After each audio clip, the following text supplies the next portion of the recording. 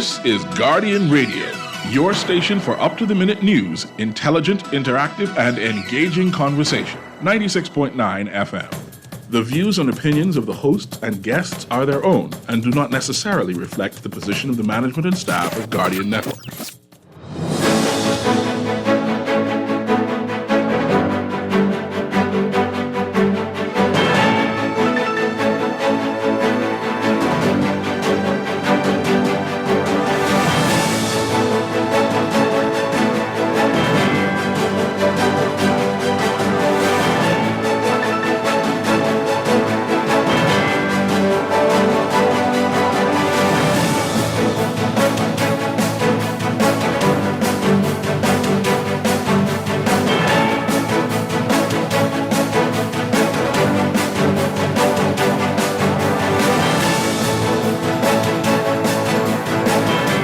Good morning. Police investigating the country's latest murder. Text messages read in court in the Adrian Gibson corruption trial. And record of neglect. Prime Minister Davis says the Grand Bahama Port Authority had ample notice to pay up. It's all straight ahead this morning. I'm Dwight Strachan, and this is Morning Blend. It's a new day. Wake up, it's a new day. It's the start of a new way. You know that it's still. It's the start of the end of the old way. Revolution. Wake up, it's a new day. Wake up, it's a new day.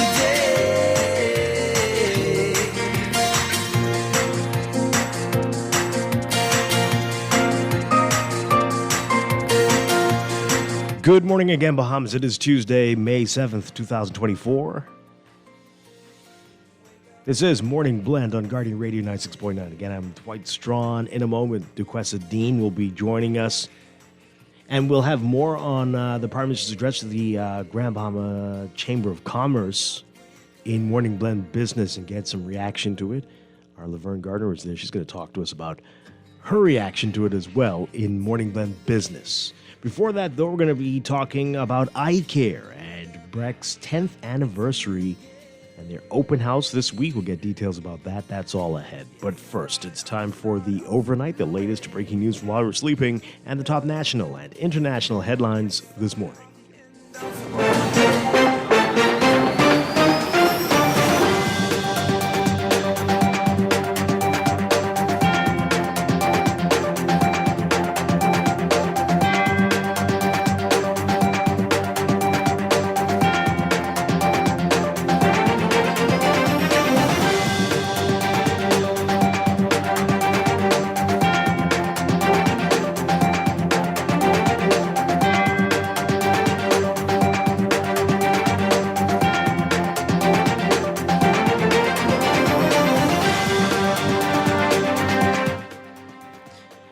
In the overnight investigations continuing to the country's latest murder, a prominent gang member from the Fox Hill community shot and killed yesterday morning on Fleming Street in New Providence. Chief Superintendent Crystalline Skipping saying at the scene that the deceased was well known to police and is a, quote, major player in the Outlaws criminal gang in the Fox Hill area. Skipping says the victim was on bail for firearm possession. She said, quote, he was a prolific offender that was well known to us. We've had him in our custody a number of times. Skipping said police were notified of a shooting shortly before 7 a.m. Preliminary reports are that the victim, who was driving a black Acura TLX, pulled up to a residence on Fleming Street and was immediately accosted by three masked men with high-powered weapons who got out of a gray SUV. They shot the victim multiple times. Following the murder at Fox Hill, MP Fred Mitchell alerted his constituents to exercise caution, noting that police were expecting retaliatory shootings. Mitchell saying in a message to the community, quote, the Commissioner of Police spoke with me this morning about a heightened state of alert in the Fox Hill area as a result of the murder of a fellow named Fox on Fleming Street. The police are expecting a set of tit-for-tat shootings in the area and they will be increasing patrols in the area over the next period. Please exercise the appropriate level of caution, particularly around the public spaces in the parks. Well, the police again urging parents to pay attention to their children and be vigilant about signs of gang involvement. Skipping, saying, quote, once your child is involved in gang activity, parents, the only way out is death. She said the daylight shooting is just the latest example of a blatant disregard for the value of life. The killing yesterday took the murder count for 2024 so far to 45. Long Island MP Adrian Gibson describing his former fiancée, Alexandria Mackey, as a, quote, nasty scumbag and a hog and a devil whose, quote, time would come in a series of WhatsApp messages he exchanged with his first cousin, Rashay Gibson. Gibson, a lash technician, read the WhatsApp messages in court as she testified in Gibson's ongoing corruption trial in the Supreme Court. Rashay Gibson previously faced charges of bribery, conspiracy to commit bribery, fraud by false pretenses, conspiracy to commit fraud by false pretenses in relation to contracts that Elite Maintenance allegedly received from the Water Service Corporation. However, those charges were dropped after she agreed to testify. Reading from the transcript of WhatsApp messages that she reportedly exchanged with Adrian Gibson and later provided to investigators, Rashay Gibson said Adrian asked her not to discuss his business with Alexandria Mackey. Gibson testified that Adrian Gibson gave her $10,000 after news spread that they were under investigation for corruption in 2021. You can read more about this in today's Nassau Guardian.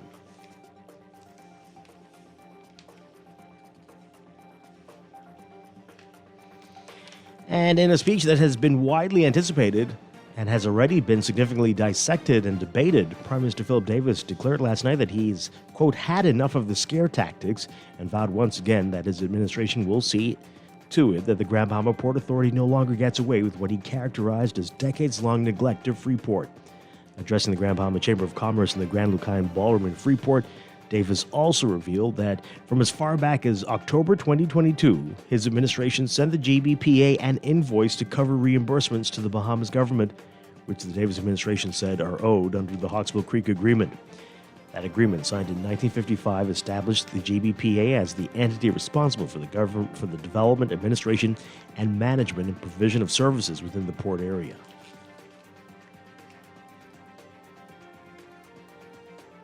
Overseas, Israeli tanks seized control of Gaza's vital Rafah border crossing as Israel brushed off urgent warnings today from close allies and moved into the southern city, even as ceasefire negotiations with Hamas remained on a knife's edge. The foray coming after hours of whiplash in the Israel-Hamas war, with the militant group Monday saying it accepted an Egyptian-Qatari-mediated ceasefire proposal. Israel, though, insisted the deal did not meet its core demands. The high-stakes diplomatic moves and military brinkmanship, leaving a glimmer of hope alive, if only barely, for an accord that could bring at least a pause in the 7-month-old war that has devastated the Gaza Strip. The Israeli incursion overnight appeared to be short of the full-fledged offensive into Rafah that Israel had planned, and it was not immediately known if it would be expanded. The looming operation has raised global alarm over the fate of around 1.3 million Palestinians crammed into the city, and is threatening to widen a rift between Israel and its main backer, the United States. U.S. President Joe Biden warning Israel Prime Minister Benjamin Netanyahu again Monday against launching an invasion of the city after Israel ordered 100,000 Palestinians to evacuate from eastern parts of Rafah. Millions of Indian voters across 93 constituencies casting ballots today as Prime Minister Narendra Modi mounting an increasingly shrill election campaign, ramping up polarizing rhetoric in incendiary speeches that have targeted the Muslim minority. In recent campaign rallies, Modi has called Muslims infiltrators and said they have too many children, referring to a Hindu nationalist trope that Muslims produce more children with the aim of outnumbering Hindus in India. He's also accused the rival Indian National Congress Party of scheming to loot wealth from the country's Hindus and redistribute it among Muslims, who comprise 14% of India's more than 1.4 billion people. Tuesday's polling in the third round of the multi-phase national elections has crucial seats up for grabs in states Most polls predict a win for Modi and his party, which is up against a broad opposition alliance led by the Congress and powerful regional parties. The staggered election will run until June 1st, with votes to be counted on June 4th.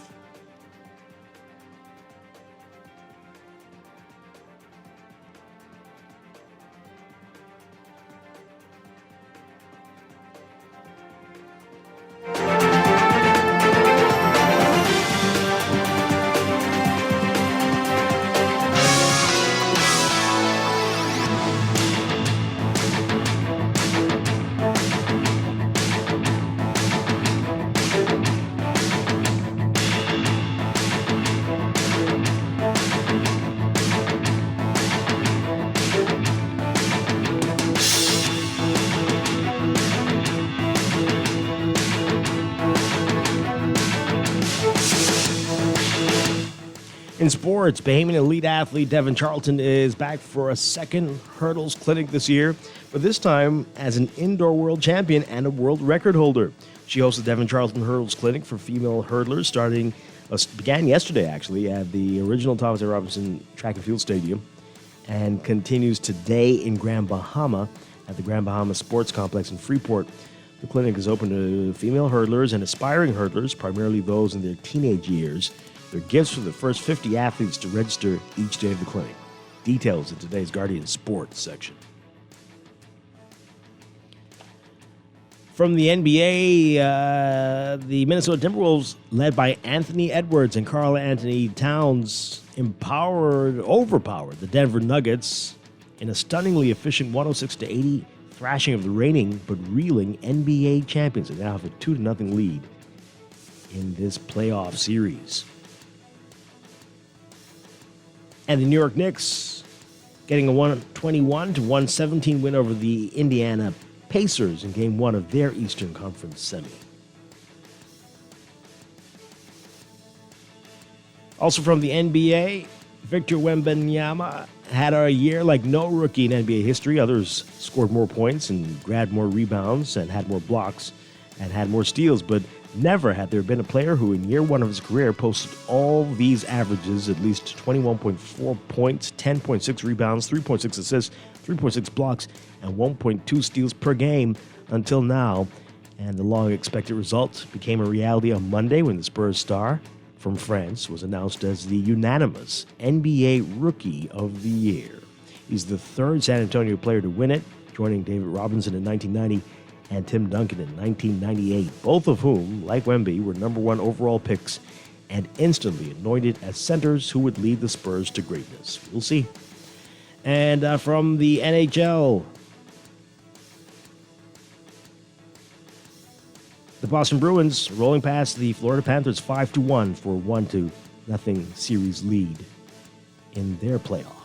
That's sports, and that's the overnight. Time for your first look at weather.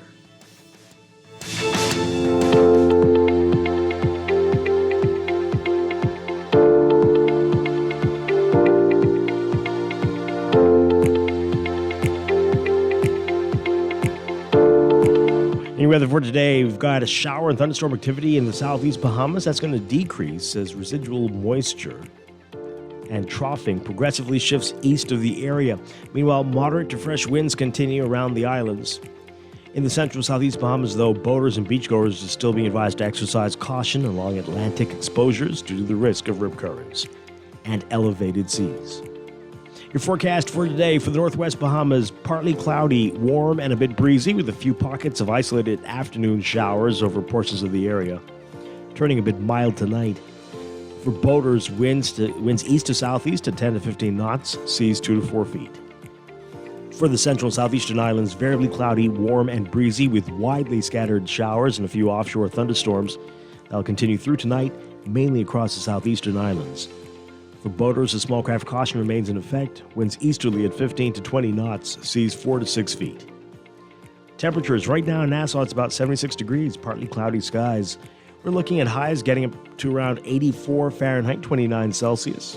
Overnight lows tonight getting down about 72 Fahrenheit, 22 Celsius. That's your first look at weather this morning. We'll have your extended outlook coming up after traffic in just a bit.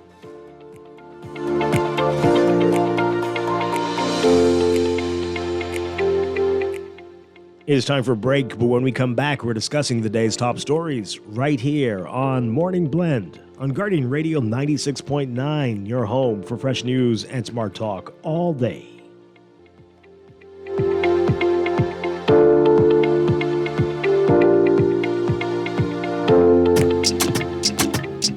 Simplify lending's how to ease your way. Writing your tomorrow, starting today. Simplify lending for simplified living. Tuition, vacation, or a home redo. Simplify lending's here for you. Simplify lending for simplified living. Simplify lending for simplified living. This is the National Youth Guard program designed to train young people to help the Bahama Islands in times of disaster. I decided to join to better serve my country as well as to better myself. We train to help in search and rescue. Electrical, plumbing, and carpentry. And things that they can actually expand on in their careers. Young people who join the Youth Guard program discover a sense of purpose and a sense of patriotism. To learn more and apply, visit nyg.bahamas.gov.bs. Living with a neurological condition shouldn't define you. At Cleveland Clinic in Florida, we do whatever it takes to make life better today while discovering new treatments for a brighter tomorrow. From epilepsy management to specialized spine care and brain tumor surgery, we're delivering world-class neurology care for the day-to-day, for the days you live for every care in the world. Visit clevelandclinicflorida.org/Caribbean. Looking to elevate your gadget game or a tech trouble simply slowing you down? Escape to a world of innovation at Custom Computers, your go-to store for the latest cutting-edge tech. Whether you need to upgrade your life with the best from Apple and Windows or your device needs a little TLC, the Custom Computers Know-How Store is the destination for unbeatable expertise and quality repairs. With 2 convenient locations, there's a Custom Computers near you on Patton Street in Palmdale and Caves Village, or call 396-1100. This is Guardian Radio 96.9 FM. Fresh news, smart talk, all day. Wake up, it's a new day. Wake up, it's a new day. It's the start of a new way. You know that it's the start of the end of the old way. Wake up, it's a new day. Wake up, it's a new day.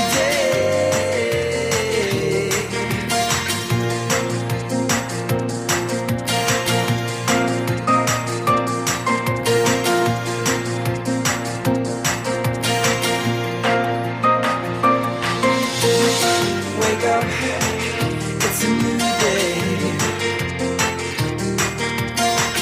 Wake up, it's a new day. Wake up, wake up.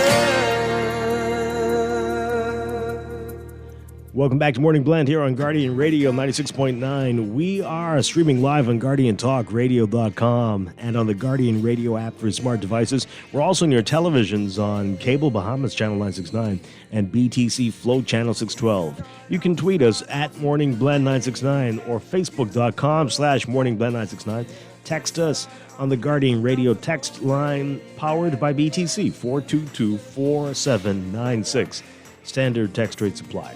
Once again, I'm Dwight Strachan. Joining me now, Duquessadine. Good morning. Good morning. How's everything? No, so nice to see you, It's very Dwight. nice to see you too. I was telling you off air how I feel like I haven't seen you in weeks. It has been 2 weeks. Wow. Yeah, that's a long time. It's like 3 months when you I guess. put it in real time. It feels like that. But it's very good to see you. Great to have you with us this morning. Be here. We have a lot to talk about. In our 8 o'clock hour, we're going to be talking about eye care and ophthalmology, and a company that's celebrating its anniversary. They're going to have a special open house. Nice. And so it's going to be a good opportunity for people to find out some more about what they need to do to keep their eyes healthy. So we're going to have a great discussion about that this morning. Then later in business, we're going to dissect the Prime Minister's speech to the Grand Bahama Chamber of Commerce yesterday. Okay. Where he lays out, how do I put this? Anyway, he gave an address, and he talked about the challenges and why he's saying that he's had enough of this. Okay. So we're going to get into that. And our Laverne Gardner, who is in Grand Bahama, as you all know, she attended as well, and she's going to join us to give her views. Okay, great. Because there was a question and answer period after the speech. The live feed that was on cuts off before that. But Laverne will let us know about some of those questions and how they were answered as well. That's interesting. Yeah. So that's going to be great in our 9 o'clock hour. So a lot to get to this morning. Let's begin, though, with what else is in the news.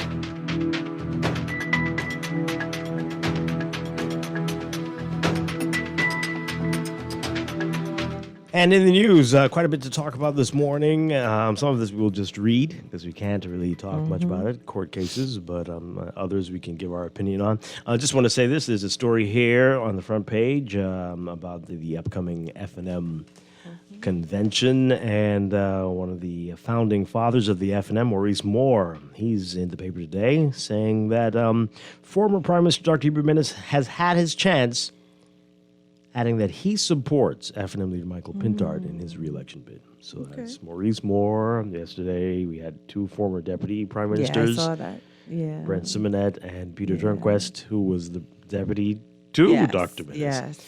So, this is going to be very interesting. Yeah. I agree. So you can pick up today's National Guardian to read more about that. And we've had another murder. We'll get to that story in just a bit. This, I'm going to read this. We don't want any commentary on it. Right. But just so you know, this is from the Adrian Gibson corruption trial. Some wild stuff coming out of that. So the headline, Gibson's cousin testifies in trial, reads text messages in court. Our Christelle Brown writing about it. Long Island MP Adrian Gibson described his former fiancée, Alexandria Mackey, as a, quote, nasty scumbag and a hog and devil whose, quote, time would come in a series of WhatsApp messages he exchanged with his first cousin, Rashay Gibson, the court heard yesterday. Now, Rashay Gibson, Ms. Gibson, a lash technician, read the WhatsApp messages in court as she testified in Gibson's ongoing corruption trial in the Supreme Court. Ms. Gibson previously faced charges of bribery, conspiracy to commit bribery, fraud by false pretenses, conspiracy to commit fraud by false pretenses in relation to contracts that Elite Maintenance allegedly received from the Water and Sewage Corporation. However, those charges were dropped after she agreed to testify.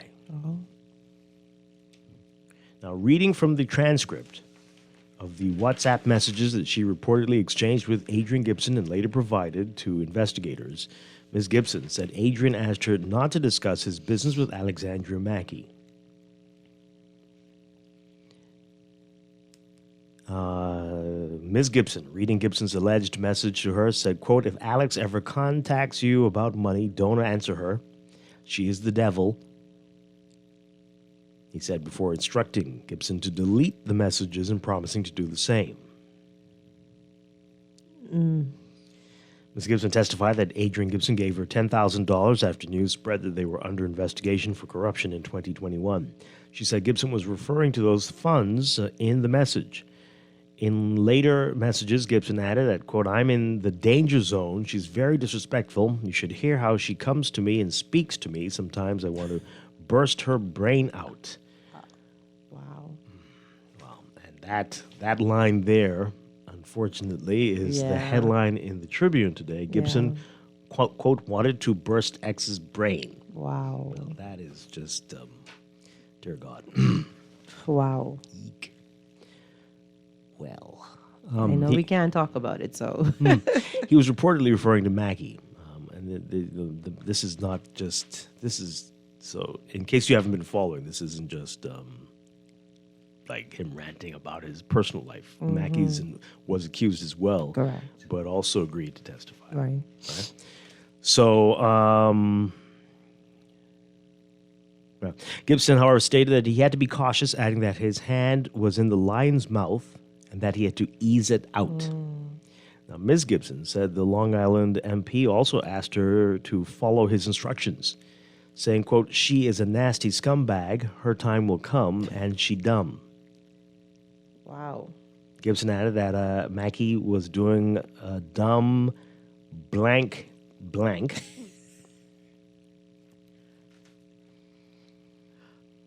He said Mackey was supposed to change the banking information on the account, but, quote, her greed would not allow her to do it.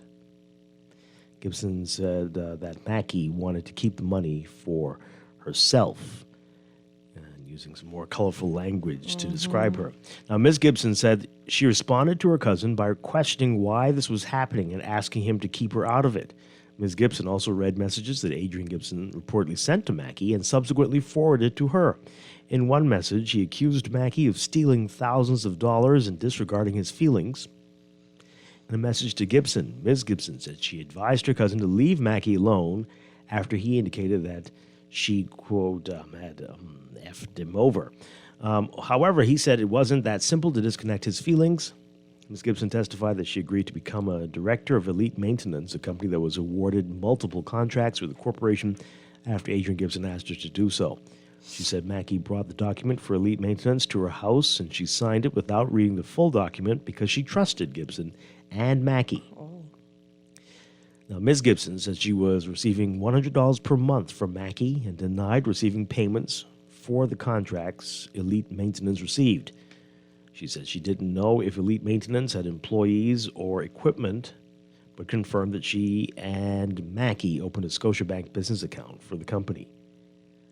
She said Adrian Gibson and Mackey were the beneficial owners of the company. Ms. Gibson said she moved to Florida. After she moved to Florida, Gibson contacted her and asked her to close the bank account. She said she claimed that Mackey was stealing money. Okay, so it just goes on quite a bit about this. What a web. Yeah. Now, Adrian Gibson's lawyers, Damon Gomez KC and Muriel Ducille KC, previously challenged the admissibility of Ms. Gibson's evidence on the grounds of fairness. However, the Court of Appeal unanimously refused an appeal last month. Prosecutors contend that Adrian Gibson illegally benefited from water and sewage contracts and failed to declare his interest in them. He remains on trial, along with Elwood Donaldson Jr., the corporation's general manager. At the time, Joan Knowles, Jerome Missick, and Peaches Farquharson. They have denied the charges against them at a trial before Senior Justice Cheryl Grant Thompson. That's pretty loaded, Dwight. Yeah. So you can read the rest of it, folks. It's quite something, but we will keep you posted on it, and I'm sure the Nassau Guardian will continue to follow this story there. Yeah. So, yeah. Okay, I don't know if that's the right headline. That's really there. a grabbing one. That's crazy one there in that other paper. That's a lot. But more than anything, That's a lesson in what you put in writing and what you don't, right? A huge, huge lesson. Right. I mean, if you just watch the criminal movies, like they always could recall deleted messages and deleted text messages and all that sort of stuff. Like, interesting. As he sips his tea. Anyway, right. Be careful what you write down. What you also, do. be careful who you hang out with. Right. But I have people don't like to make. A lot of people have issues with WhatsApp calls, right? But they claim to be encrypted. So I have some people who are occasionally sources who will only talk on WhatsApp calls. Wow. They refuse to make other phone calls. That's big. Yes, the connection is wonky and it's right. all, but it's safer. Encrypted, yeah. and they say, yeah. So, don't text. Yeah. WhatsApp. Okay. But you might want to call. I don't know. But also don't get mixed up in stuff. Right. How about that? Okay, so hey, pick up today's NASA Guardian to read more. So let's move on to the other big story of the day. Another murder, but this one could have serious ramifications. I'm not sure. Man shot dead on Fleming Street. Apparently not just any man, though. A prominent gang member from the Fox Hill community was shot and killed yesterday morning on Fleming Street, New Providence. Rachel Scott writing about this. Chief Superintendent Chrislyn Skipping said at the scene, quote, "The deceased is well known to police and he is a major player in the Outlaws criminal gang that is situated in the Fox Hill community." It's the Outlaws. Outlaws. Heard of them? No, I've never heard of them. No. Skipping said the victim was on bail for firearm possession. She said, quote, "He was a prolific offender that was well known to us. We've had him in our custody a number of times." Skipping says police were notified of a shooting shortly before 7 a.m. Preliminary reports are that the victim, who was driving a black Acura TLX, pulled up to a residence on Fleming Street and was immediately accosted by 3 masked males with high-powered weapons who got out of a gray SUV. They shot the victim multiple times. Police saying, quote, "We make an appeal to members of the public who may know or may have seen a Jeep leaving this particular area at a high rate of speed. We ask you to reach out to us and provide us with any information you have that can assist us with bringing this matter to a close within a relatively short period of time." Now, following the murder, Fox Hill MP Fred Mitchell alerted his constituents to exercise caution, noting that police were expecting retaliatory shootings. In a message to the community, Mitchell said, quote, "The Commissioner of Police spoke with me this morning about a heightened state of alert in the Fox Hill area as a result of the murder of a fellow named Fox on Fleming Street. The police are expecting a set of tit-for-tat shootings in the area, and they will be increasing patrols in the area over the next period. Please exercise the appropriate level of caution, particularly around the public spaces in the parks." Now, in an interview with the Nassau Guardian yesterday, Mitchell said there's no need for panic, but referred to a history of shootings in public spaces in the area. He said, quote, "People need to just apply the appropriate level of caution. I don't think there's any need for any panic or anything like that, but these things are what they are." And you know that there's been a history of people using public spaces for points of attack in Fox Hill. So I think people want to exercise the appropriate degree of caution. If something comes to my attention as a member of parliament, it's my bounden duty to say so to the residents. Well, you may recall in 2013, 4 people were killed and 7 others injured in a shooting at Freedom Park in Fox Hill, one of the deadliest shootings in the country's modern history. The killing yesterday took the murder count for the year so far to 45. Now, police are urging parents to pay attention to their children and be vigilant about signs of gang involvement. Skippings saying, quote, "Once your child is involved in gang activity, parents, the only way out is death." Wow. She says, "It is always a concern for us in law enforcement, and we recognize that people have no value for life and no value for the country as well. We continue to talk. We continue to encourage parents. Goes back to the foundation. If the foundation is not put down properly, there is structural collapse. And so we go back again to if parents instill the value, instill morals, if parents are excellent role models for their children, we will see a curb and a difference in our country. So it's time now for parents to step up in a big way." That's a big call. I think I heard yesterday in an audio clip, Skippings was saying, look out for just things that you might think are not important, but markings and eyebrows and haircuts. Certain haircuts and styles that these are associated with certain gangs. So you need a manual. Someone needs to put on a manual every year or every month on what to look out gang for. Signals, or gang symbols. Signs that your loved one is in a gang. Yeah, very interesting. Oh boy. Okay. I hope it doesn't take us back to what we experienced in January, though, when it was just wild with the gang-to-gang shootings, because things had just really started to, in quotations, things had really just started to calm down, you know. Wow. Now, someone sent me, I thought I told everybody don't send me these murder videos, but someone sent it to me. So I'm watching it between my fingers because I don't want to see anything. Right. But something's not right with us. Mm-hmm. So after the shooting, apparently, according to this video, you could see the black Acura people, a number of people in the community. They're walking over to look. confirm. Oh yeah, he dead. Oh wow. And another one. Oh boy, was it right? And wait. So everyone is coming to identify. Right. So nobody has any issues. You're seeing somebody shot up, and it's yeah, let me see. Oh yeah, wow. Mm-hmm. I wonder if it's that they're accustomed to that sort of thing. And that's I don't very know. scary. Right? Because why would you want to see? How do you get that out of your head? No, they don't. How do you get that vision out of your head? That's there. That's what you're used to. It's like nothing. You walk. Hey, there's a dead man on the side of the road. Okay, let me go. Right? Mm-hmm. It's like you're living in a movie. Yeah. Yeah. Absolutely. Wow. Absolutely. And how old was he? How old? Did they say how old he was? No. Seen pictures though, not old. Not old. Let's get your reaction to it, folks. 323-6232. 325-4316. 325-4259. Tweet us, Facebook us, text us, 422-4796. You can call us toll free as well, 242-300-5720. Okay, let's go to the phone lines. Good morning, caller. You're on the air. Hey, good morning, Dwight. How you doing? Doing well. Yeah, Dwight, first condolences to the family members of that tragic shooting.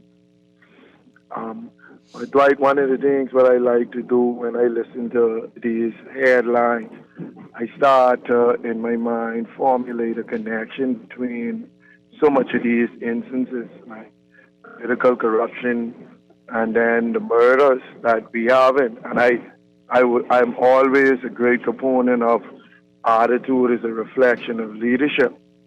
But as we continue to look deeper, if we was to psychoanalyze what is happening, and you'll see that so much of the young brothers are living their life like a 5-minute rap video. And you look at it in these communities, I always tell people we should look back at what point that we started to have this gangsterism, which nation or what culture created and grew that. And when you start to look deeper, I'll give you an example. I was doing some research on I don't know if you remember, it was like 10 years ago. It was a politician in Chicago, American politician, and he was on this campaign because he got sent to jail for corruption, went to jail, and Donald Trump pardoned him. Well, Dwight, I started to do some research on corruption in the American government system, and Dwight, it goes back to inception. And so if we look real closer, we'll see that the correlation between our leadership, it's the mentality, and then you have the lower parts of our inner cities and our societies following through with that mentality. Listen closely. I wanted to bust her brains, and then someone through Fleming Street got their brains bust. Yeah. So it's one of those things where I think the mentality of our system is now having that trickle-down effect. Thank you, Dwight. Okay. All right. I get your point. Interesting. Yeah. Definitely. Well, that people will say those things to their children. People will say things like that to little toddlers. Well, this is true. And that's all they hear. They hear that more than I love you. right. Bust your head open, or if you don't do this, I will what? And people joking, screaming across the street. Yeah. Actually, if you don't do this, I'll kill you, right. and stuff like that. Like actually, last week I think it was. Yeah, I was doing school pickup, and I noticed like there seemed to be so many angry parents. Like either they were angry to have to do pickup, or bickering at the little child for like little children things, like children are children. You dirty, or they dirty every day. Like, and it was like just a constant barrage of blah blah, and I'm like, that is really if you aren't walking at sad. the right speed, you get a slap across your head. I've seen it before. The child's coming. Why? They tell you to come here, and then pow! Like wait now, that child was walking towards you. But not fast enough for the little tiny legs. When we wonder why people have those not good enough syndromes, and these low self-esteem and all of that. When you be beaten down like that over and over and over, told you ain't no good and all those different things, that slips into your psyche and you can very easily become that. So I really like Skipping's call to parents to say, she's doing it every day. Yeah, let's look at what we're doing. Let's look at what we're doing. But I applaud her. She doesn't get tired. I get tired. but she might. But she has to say it. She does it every day. Yeah. Is anything changing? Yeah. People get it after their loved one is Correct. murdered. Afterwards. Maybe, unless they have more kids to ruin. Afterwards. But I don't know. Boy, continue to call in, folks. 323-6232. 325-4316. 325-4259. Tweet us, Facebook us, text us, 422-4796. But that love, that bloodlust is the only thing I could call it. This need to see the death. Yeah. Even if it's a car accident, to see the video and the videotape decapitated, mangled bodies, to look at it. Let me see the video. You didn't send me the video? Like, oh, what? And that's every day in every office in the whole country. Let me see the video. Did you see the video? Did you see where that guy was split in two? What? Let me see it. Everybody's just like... Okay, I'm going to say this, and the gamers might come for me. However, if the gamers, okay. A lot of these games, they're they're shooting people, killing people, their brains splattering, and all that sort of stuff, right? Joke. So it's but it could desensitize you to, of right? course. So you may say, "Oh, this is just a game," but they're seeing that all the time on these games. We have plenty gamers. Oh right? yeah. So people are seeing that all the time, and so it's like, oh, that's all that is. It's so it maybe doesn't have that impact anymore because I killing people on games anyway and seeing it. So, and then even in movies, like some of these movies are getting so gory now that, when the murder scenes are happening, young people watching them, they're not moving. Me and you may be closing our eyes and putting our hands in front of our faces, but younger people are all into that gory. Okay, so here's the thing. When I was a young journalist having to cover these things, after watching many, many gory movies, the first one you see, like, oh, no, this was... it's not the same. Right. You cannot get used to this. You shouldn't allow yourself to get used to this. You shouldn't allow yourself. So I agree with you. You can get desensitized. You watch 100 movies and you're like, oh, well. This is a joke compared to that last movie. When you see it in person, it's very, very, very different. It should be. And so you would think you should not want to see it again. But everybody here, so many people here seem to want to get the thrill again from another one. Is it that, or do they want to be reporters? Like they want to be the person that gets the video and sends it out and say, "Hey, but this just happened." Like that might be the thrill versus you're a forwarder. That's all you are. Versus wanting to literally see forwarder. it. But maybe they just want to capture it and be the person that sent it out. But you wouldn't believe what just happened. Does that help you sleep at night? Maybe it helps them feel better about them. They get a little bit of attention. Maybe they get a little bit of attention. Like, send me the video. Plenty of people want to talk to you because you have the video. Or if something happens, they'd be the first person that people come to and say, "But you have this or that." That might make them feel good. It sounds weird to you, but this could be very real. It could be very real. Well, that's the biggest problem we have, in my opinion, right? This means nothing to anybody. Right. The death and destruction of our people is a sport. And that is creating the heartlessness that Skippings is talking about, right? People don't feel anything for seeing somebody suffering and die. He could have been alive and they just stand there, look at him, take a video record the video and let him die. Right? Well, we dying? Right. Oh, look, his last breath. And then, you're right. I got it on camera. Correct. Good for you. Yeah. Caller, would say you on this, though? Yes, good morning. Yeah, we always want to be the first. Oh, good morning to both of you. Morning. I'd like to be the first one to have the video or have the information because it gives us some level of supremacy, I guess. Oh, okay. And we're not weighing really how sickening it might be anymore at that point. Just that I got the info. Because I remember asking a young girl in school if she had that video of the fight, and I didn't want to see it because of the fight. I wanted to see how the police couldn't fight. Oh, gee. But that was So we have our reasons. But I think, and I've been calling for particularly the young men.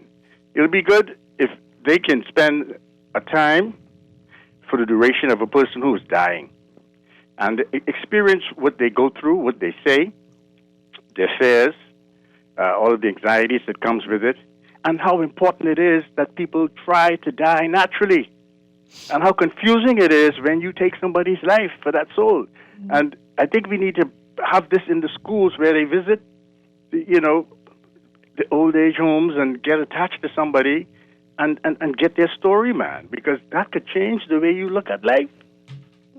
It could. But yeah, because I experience it with a lot of parents, a lot of people who I have adopted as parents, and I watch them leave, and I see how they're still making a decision at that point. But we won't go into details. But I think we need to look at it from that perspective. Teach these children how to spend time with elderly people who are leaving, and get that story. Interesting. Yeah. All right. I hear you. We gotta have to start very early because you can't get them. You can't get them to even take care of. Let me don't go there. Yeah, I know. But you know what I mean. I hear you, but and the same type of thing. I think you see that with when a little child has to care for a pet as well. Yeah.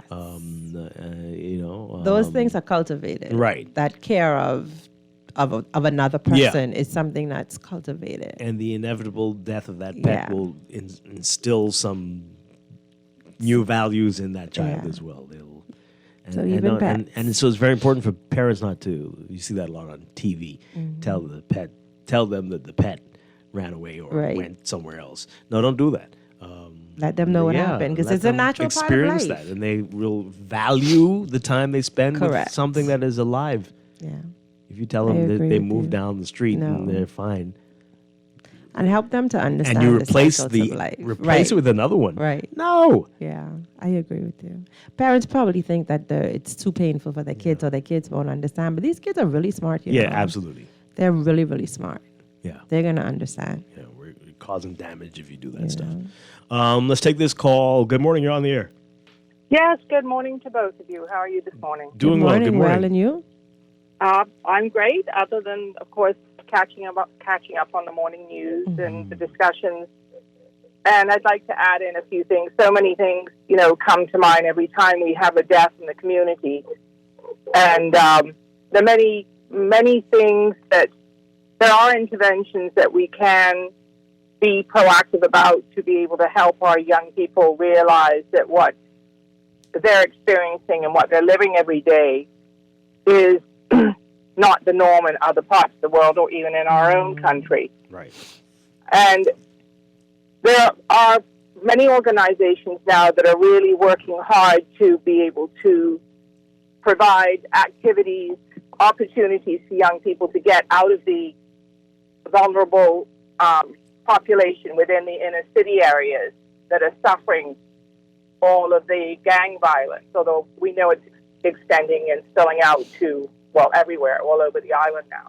But I'd like to really encourage everybody at this point, whether it's corporate Bahamas, whether it's individual citizens, that if we find that when we take the young people out of the community and give them exposure to be able to participate in something that we would consider, or maybe more privileged kids would have that chance to do, whether it's, camps, and interacting in activities they wouldn't normally not have that opportunity to experience, that it opens up their eyes and it helps them realize that what they're really living isn't necessarily what everyone else is living. It helps them also being exposed to people that are culturally different or that are just living a different way. I mean, even simple as taking kids down to our new port and walking around and letting them experience something differently. It helps them see what is real and what isn't real. Yeah. The other thing I'd like to share is the pressure on our young people. In order to often protect themselves, they're constantly walking this fine line between being recruited by a gang, being protected by a gang. And they cannot rely upon their own families to protect them. That doesn't actually exist within their world. So what you often see or you perceive is they're affiliated with a gang. When we're talking about, hand signals or in photographs, etc., I think people don't really understand the psychology sometimes behind a young mind, because if it shows that you're, if you're demonstrating that you're part of a gang or protected, or, you're supporting a gang, or you give that hand signal, if you just want to talk it simply a hand signal, that indicates to the rest of to other kids that are watching those videos or watching those photographs not to mess with you. The stress is on these kids. The stress is on a lot of the parents that are raising them. And again, this is behind what we're seeing with the violence in the family. More than often, it's the mothers that are acting out. When society is not addressing the needs and a wraparound approach, this is where you see the decay, and you see increased violence against women, children, men as well. I know we're talking more about the increased violence against men. Thankfully, now we're collecting more of the data to be able to back up and demonstrate exactly what's going on. I think this, again, is a way in which we have to continue pushing for all agencies and our government, because there isn't just one thing that is going to rectify and change what is happening now. Right. Thank you very much. Really appreciate it. Yeah. So thank you for exposing it all and discussing it, continuing to discuss it. Yes, indeed. Thank you. Yeah. And it's a great point that she brings up there. This is why that proposed ganglet, the bill could be kind of detrimental, right? Because you might look like you are. Right. But as she said, you're doing that just so you could escape. Survive. Right, survive. Yeah. But you're not really involved in anything. And there's so many prongs to it. Yeah. Like she said, it's not a simple fix. There's so many different levels. And the mindset that other people may not have the same opportunities or exposure that we have had is also important. I don't know if you remember, a couple of years ago, there was a young girl who was going on one of those weekly Sunday rides way out west to some parties. And one of the things that she asked was if she was still in Nassau, because she had never really seen the far west, the inside of the island with all of the water and the coconut trees and all of that sort of stuff. So you'll be surprised at what kids are just seeing and not seeing, because if you're only seeing your neighborhood and you're not seeing anything outside of that. Well, the answer to her question was no. Right. No, it's a different world. There's several different worlds around here. Let's go to some of your text messages before we go to a break. This person says here, I remember, oh boy, this is, I don't know what, should I read this? Maybe I won't. Okay, yeah, that's not, it's just implying a lot of things. We don't want to, Okay, this text here says, what makes you think this, oh boy. I mean, texter, it could be that. It could be that. The theories on things. Wow. The difference is the Fox Hill people they see death almost every day in person. They don't play games. This is why I would not live in that area, because I heard back in the day that was burial ground. What now? What? Every day may be a stretch. Of course, we're desensitized. Look at how often children get to see murdered bodies in our streets. Far too often, a person murdered is just another day for many of us. So the people are out there looking at the body with the kids right behind them or in front of them, which is very odd. I don't know if they think that's going to make them hardy or tougher. I don't think they think about it. They just don't care. No, they just don't think about it. It doesn't connect to them that, I have a baby or a child with me that this will have an impression on. They are just concerned about what they're doing. The child just happens to be like a tag along. They just happen to be here. So there's no thought to, let me protect this one from seeing this, or don't let me, it's like, no. Yeah. It's amazing. It's amazing how this country works. You got half the country that will stand in front of a murder victim with the kids, and then the other half won't allow the kids to go to the funeral of an aunt. Oh, correct. Who practically raised them. Correct. They're too young to see this. What? Yeah. So what type of place is this? I mean, you've said it all along. We are the problem. I mean, you've been saying this, right? You can't go to a funeral because it's too gory. Right, but you could. But it's not the same people. Right. But that's the type. Those two sets of kids are living together in this country. Right. How are we to get along when we've got so many different people with anyway? And people aren't like understanding the consequences of that. That's what I want to believe. That, like, let's say there's an accident and you have kids in the car, you hop out the car, you don't want to leave the kids in the car, they come with you. Like, there isn't the second process of how is this going to impact these two children who are here with me? Mm-hmm. Like, what impact is this going to have on them? So I think it's just a connection. Take the thought a little further. Yeah. Dwight said, yeah. I mean, I'm trying to figure it out. I don't understand. There's no middle ground, it seems, around here. Yeah. It's just always extremes. Always. The middle ground is shrinking, right? Anyway, good morning. It's not just the games; it's on Netflix too. I mean right. Everything. So movies, TV, everything. Yeah. It's horrible why we are so desensitized to killings, the car accidents, and why we are so nasty to one another.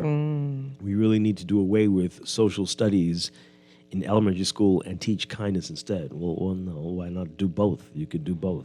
But there was a time when that manners and kindness was taught at home, which goes back to Skipping's point. That you can't teach what you don't know. You have to instill. Say good morning. Say good afternoon. Say pardon me. If you're not an adult and an adult is having a conversation, be quiet. It's not your conversation. Like these things should be taught. Or at least say excuse me if right. you want to say something. If you want to, that's right. So, but these things are no longer taught. Yeah. If the police know this gentleman was a gang member, why was he not locked up before? They do have gang laws. I mean, he's out on bail. That's what they said, for firearms, and he's been. Yeah, and then the lawyers told us like everyone have a right to bail, even though you might be safer in Fox Hill. You got to be specific with the jail. Okay. In prison. Oh boy. Fox in prison. Yeah. Anyway, skippings can talk till the cows come home, but when people lose faith in the justice system, they take matters in their own hands. From rape to murder, it seems justice can never be served. Imagine being a victim and seeing the accused just living up, enjoying life while you are hurting, and the law isn't helping you. It's no mystery why we have a crime problem. Yeah. Interesting. I think. Okay, so this person's come back. They're trying not to edit what they were saying. Okay. Before. The reason why I don't want to read it implies that there is corruption happening in the right side. It's just too much editorializing. The text, yeah. Anyway, today's not the day for it. Maybe send it tomorrow. Maybe it won't be. Maybe it'll work better tomorrow. Anyway, see, y'all don't understand. Fox Hill is another world like out west. It's a different kind of animal. You have to know those who live there to understand what's going on. Okay. Do we really need to? I mean, it's murder. But murder is murder. But it's had its special reputation for quite a while, right? So they have an amazing community center that is leased out or rented out and used for different things. And I remember in one meeting, somebody said, but people want to come in Fox Hill. And as hard as that was to hear, that reputation, and I guess it could be because of the murders back in the day or whatever, that is still a work in progress to be revamped or repositioned. And so I agree with that. People are texting. I mean, Fox Hill is pretty quiet. Now I feel so too. Yeah, I don't know. I don't think it's really. But it had that years ago. It did have a reputation of being a dangerous place, and like you said, I don't know if it was quiet. Deserved. I don't know if it was deserved, but there are many other. Right. There are other places. Parts of the country as well, but I do remember that from Fox Hill. Callers, we'll get to you in 1 second. This person says here, how do people get desensitized to littering? They're too nasty. Yeah. We never taught that it's wrong, right? Lots of kids are doing it in front of their parents. And watch their parents do it. Watch their parents do it. Right? Watch big grown adults doing it every day in this country. And so they grow up doing it too. Yeah. These things should be taught by parents, but if parents don't know or don't do it, how will it happen? Teaching manners has to be a priority in school. Okay. Your comments on gamers is nothing but baseless conjecture. They have I told you they would come in. Countless studies on the connection between violence and gaming. There hasn't been any evidence to prove that gaming neither increases people's inclination to commit crimes nor increases the likelihood of people becoming desensitized to crime. You need to ask yourself, texter, who funded that study or those studies, but I'm sure there are many that show the opposite as well. Right? You never know. And it won't be for everyone. Some people can play it and will be nuns, and for other monks, people, right? Other people, one game will set them over the edge. And it's not just the games. We're not pulling or isolating gamers and saying this is about you. We're also saying that this is what mainstream television has become with the different movies and all the gory scenes. And so that stimulation constant is really what we're referring to. The texter goes on to say, though, that music has more of a link to crime, even though that's also not very likely to increase the likelihood. Again, it depends on the person. Yeah. So some people can play a game that you kill everybody and go that's to how sleep you win. And be okay. And they'll be perfectly fine. They can run a preschool. And Be, a librarian. It depends on the People, individual. Yes. Right? It's fascinating. Classical music will inspire some serial killers. Who knows? It depends on the person. Yeah. So you got to be very careful. Yes. And this is why it can't just be in the hands of any and everybody. You need to know what you're dealing with and who you're dealing with. And that's why you got to watch your kids. Let's take these calls really quickly, and we got to go to the break. Good morning, caller. You're on the air. Pleasant day. How you guys doing? Doing well. I was listening to your show this morning, and I just stopped and think, and I said, where did we stray away from the foundation? I heard you guys touch on it this morning. The foundation starts from the home, whereas manners and respect, character, integrity, these kind of stuff, like you say, starts inside the home. And from we lose that, whereas most new age parents, they say, hey, I want to give my kids better. They think more materially than the things what brought us up and what made us the type of people that we are, not that manners and respect and love each other. And I think even we move away from the saying, it takes community to raise a child. So even though the mom mightn't be there or the dad mightn't be there, if I'm the neighbor, hey, I make sure, hey, I know your mother ain't here, but as sunset and time for you go inside, did you eat? Stuff like this. But we stray away from all these stuff. And then we wonder why our kids turn out to be different with more things at their disposal. And we allow technology to raise our kids. And then if we don't be there as parents, we get strangers who don't value life.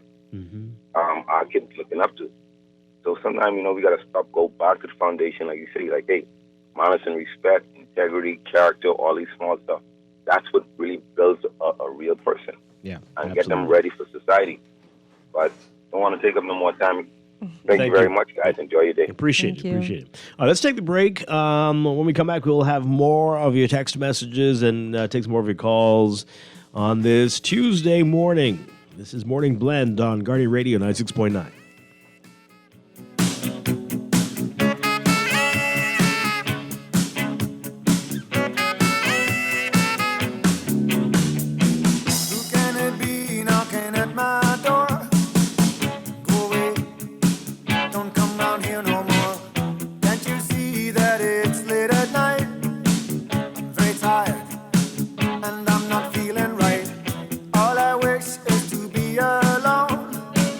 Stay away.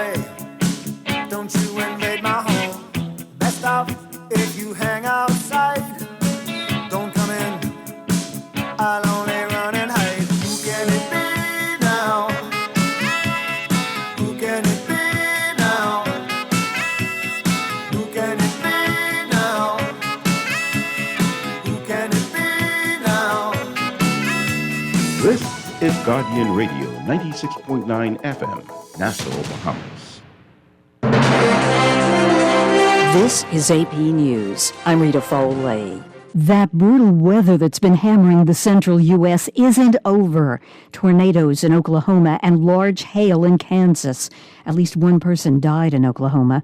The Storm Prediction Center's Roger Edwards. Parts of Osage and Washington counties in Oklahoma may have gotten hit fairly hard. Barnstall, in particular, is a town southwest of Bartlesville that got hit. What's ahead? Kansas and western Missouri are in the clear, but eastern Oklahoma, southern Oklahoma, and I'd say central and eastern Missouri still have a threat for severe wind, tornadoes, and hail. Forecaster Roger Edwards with the Storm Prediction Center. The Israelis are moving in on Gaza's Rafah border crossing. The AP's Karen Shamas with the latest. Footage from Israel's military showed one of their tank brigades entering the Palestinian side of the Rafah crossing. Israel has moved forward with an offensive in the southern Gaza city, even as ceasefire negotiations with Hamas remain fragile. The development came after Hamas said it accepted an Egyptian-Qatari-mediated ceasefire proposal. Israel, however, insisted the deal did not meet its core demands. Meanwhile, Israel's military also carried out a flurry of strikes and bombardment across Rafah overnight, killing over 20 Palestinians, many of them women and children. I'm Karen Shamas. 6 people known dead.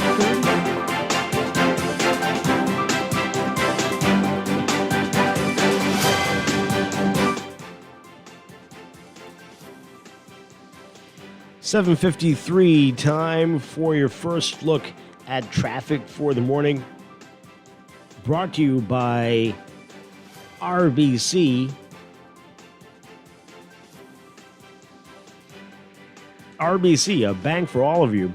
In your real-time traffic, we've got, as usual, Milo Butler Highway. You've got your heavy traffic northbound from Fire Trail Roundabout straight up to Tawny Glims Darling Highway. In the northbound lanes there on Tawny Glims Darling Highway, you're going to see some issues as you approach that roundabout if you're heading westbound. And as you approach the Bahamas Games Boulevard roundabout, if you're heading eastbound, a long line there. Blue Hill Road also busy for you near St. Vincent Road and near Carmichael. And that stretch from Carmichael straight up to the roundabout with Independence Drive. Heavy traffic there, northbound. East Street also seeing heavy traffic between Soldier Road, the intersection there, and the east-west highway roundabout, northbound. Elsewhere, we've got Soldier Road looking pretty busy for you, just north of the Robinson Road, Prince Charles Drive intersection, heading toward Bernard, Wolf, and Village Road. Bernard Road, some congestion near the schools in the area if you're heading westbound, and Eastern Road, just east of Fox Hill Road to about Johnson Road, heavy traffic for you westbound this morning. That's what we're seeing right now. We'll have another update for you after the 8 o'clock news. Morning Blend Traffic brought to you by RBC. Visit rbc.com/Caribbean/all of you for more information.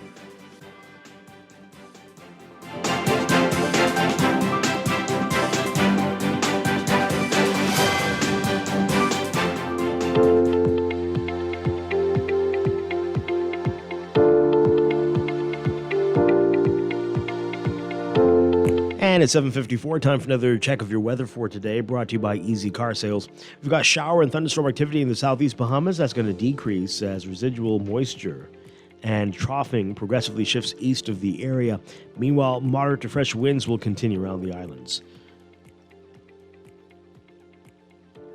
For today, your forecast for the northwest Bahamas, partly cloudy, warm, and a bit breezy with a few pockets of isolated afternoon showers over portions of the area, turning a bit mild tonight. For the central southeast Bahamas, variably cloudy, warm, and breezy with isolated or widely scattered showers, actually, and a few offshore thunderstorms through tonight, mainly across the southeastern islands. For boaters in the central southeast Bahamas, boaters and beachgoers are advised to exercise caution along Atlantic exposures due to the risk of rip currents, rough surf, and elevated seas. Temperatures today, highs getting up to around 84 Fahrenheit, 29 Celsius. Overnight lows tonight getting down to about 72 Fahrenheit, 22 Celsius. In your extended outlook, shower activity will continue to subside across the southeast Bahamas. Meanwhile, tranquil weather conditions and calmer seas will persist across the northwest and central islands into Thursday. So, for tomorrow, Wednesday, mostly sunny and warm during the day, turning fair and mild across the northwest Bahamas at night. partly cloudy, warm, and a bit breezy with a chance of stray showers over the rest of the country. Thursday, partly mostly sunny, warm, and breezy during the day, mostly fair and mild during the night. That's your morning blend weather check brought to you by Easy Car Sales. Ready to break free from the pump? Easy Car Sales invites you to take the wheel of an electric vehicle. It's not just a test drive, it's a revolution. Dump the pump and drive electric. Find out more at easy242.com. RBC. Are you buying a home, renovating, or exploring mortgage options? With cash back and up to 90% financing, we'll find the perfect mortgage for you. Pre-qualify in just 60 seconds and get connected with a mortgage specialist today. Visit rbc.com/mortgages/all of you. RBC. Conditions apply. Screws and Fasteners World, Balfour Avenue and Palm Beach Street, has those hard-to-find fasteners for you right now. You can find stainless steel regular hex, carriage bolts, galvanized bolts, threaded rods, nails, self-tap screws, sex bolts, anchor bolts, turnbuckles, masonry tools, hand tools, and weed whacker strings. Check out the rope selection and car body fasteners, too. Special orders are welcome. It's your #1 fastener store. Screws and Fasteners World, Balfour Avenue and Palm Beach Streets. Call 326-1976. Are you ready for the best of the best? Keep the Vibe Alive Music Group up for sound promotion, and Guardian Radio presents the best of the best Rake and Script Explosion Concert. Mark your calendars for May 11th as Super Club Breezes grounds ignite with Bahamian talent featuring KB, Gino D, Funky D, Veronica Bishop, The Brylanders, Avi, Elon Moxie, and Shine 242. Join the Falcons, Iron Storm, Dovi Pierre, Johnny Cake, Mama D, Nishi LS, Pat Ramis, Stevie S, and Shad Colley and the VIPs for an electrifying night of music and culture. Tickets are flying, so grab yours now. Available online at BahamaZTickets.com or swing by the Beauty Shack on Soldier Road and Carmichael Road. This is the event of the year. The best of the best Rake and Scrape Explosion at Breezes Resorts. Gates open at 6 p.m. Don't miss out on the Bahamian magic. Make Mother's Day one to remember with a delightful Mother's Day brunch valued at $300 courtesy of Haagen-Dazs and Fun Foods Wholesale. It's simple. Just head over to Lickety Split or Super Value locations and purchase a pint of your favorite Haagen-Dazs ice cream for just $8.99. After purchasing, don't forget to write your full name and number on the back of your receipt and drop it into any entry box at the store. You're now in the running for our grand prize drawing, taking place on May 10th. Hurry, this offer ends soon. Happy Mother's Day from Haagen-Dazs. Promotion ends May 8th. Maybe it's time to explore your options. There's no harm in reviewing your mortgage arrangement and considering a better deal. CIBC Caribbean can help you narrow your search and decide. Switch your mortgage to CIBC Caribbean and enjoy a special interest rate and help towards your switching cost. Visit CIBCFCIB.com/inspired home for more information. Conditions apply.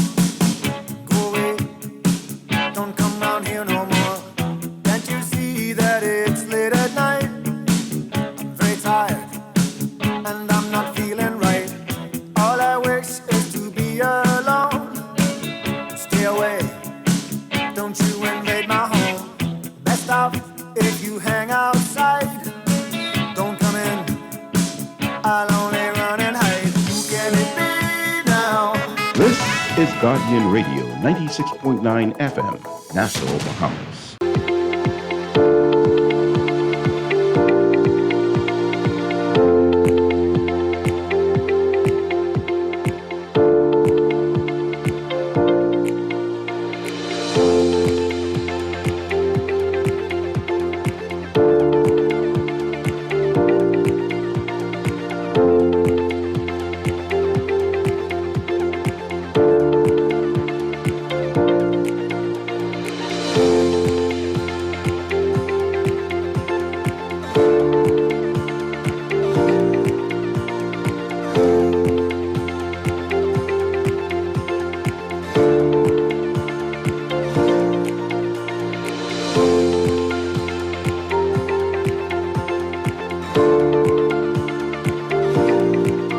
Welcome back to Morning Blend here on Guardian Radio 96.9. We are streaming live on GuardianTalkRadio.com and on the Guardian Radio app for smart devices. We're also on your televisions on Cable Bahamas Channel 969 and BTC Flow Channel 612.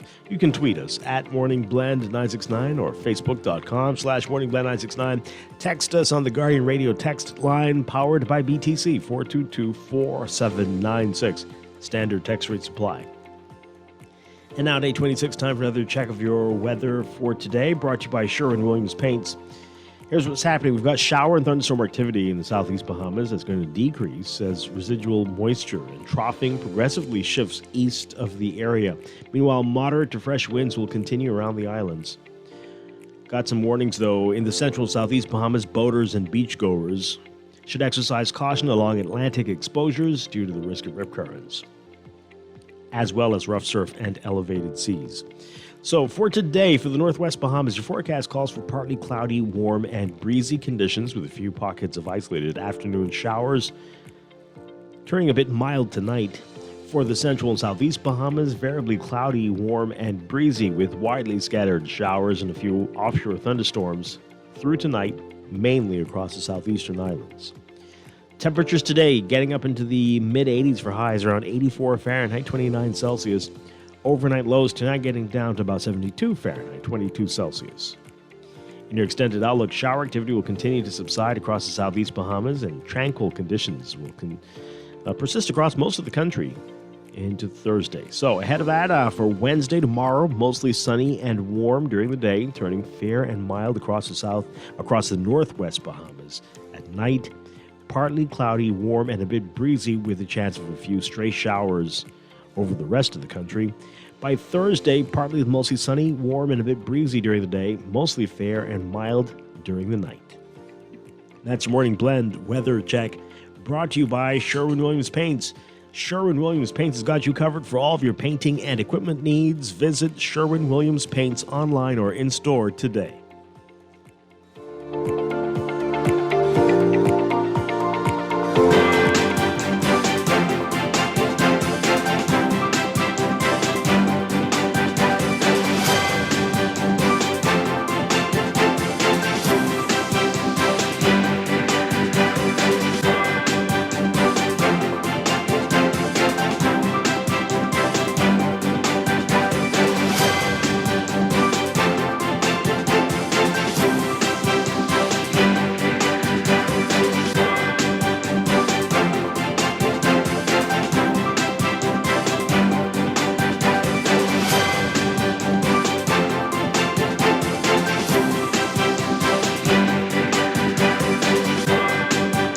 Got another check of your traffic for the morning, brought to you by RBC, a bank for all of you. Your real-time traffic, we've got still heavy traffic on Milo Butler Highway from well south of the Fire Trail roundabout. Near Bellwood Road, actually, straight through the roundabout up to Tonic Williams Darling Highway, northbound. And you're going to be seeing quite a bit of congestion on the Tonic Williams Darling Highway side, eastbound toward that roundabout. And this traffic's going to extend northbound from Mile Butler Highway straight through to Sports Center Road, the roundabout there, and especially as you get closer to the six-legged roundabout. So that's northbound. Heavy traffic eastbound on JFK Drive toward that roundabout. Southbound on New Providence Highway as well, and southwestbound from the Farrington Road side. And then on West Bay Street near Saunders Beach, as you approach the roundabout, as the usual congestion there with New Providence Highway. Over on Gladstone Road, it's busy as well, just north of Fire Trail, straight through to the roundabout with Bahamar Boulevard, JFK Drive. We've also got Carmichael Road near Blue Hill Road, seeing some slow-moving traffic as you get closer to that junction. And Blue Hill is going to be slow-moving traffic from St. Vincent straight up to Carmichael. And then again, once you get north of Soldier Road on the way to the roundabout with Independence Drive. And so you're going to see quite a bit of congestion from all directions there. North on Blue Hill, east on Tonic Williams Darling Highway, southbound on Blue Hill, and westbound on Independence Drive. Independence Drive eastbound to East Street, also busy for you. East Street north and south of Soldier Road, heavy traffic northbound. And Soldier Road near Robinson Road, that's looking busy for you as well, especially on the Robinson Road westbound side. Eastern Road, just east of Fox Hill to about Johnston Road as usual. Heavy, slow-moving westbound traffic. Those are your hot spots right now. That's your real-time traffic brought to you by RBC. Visit rbc.com/Caribbean/all of you for more information.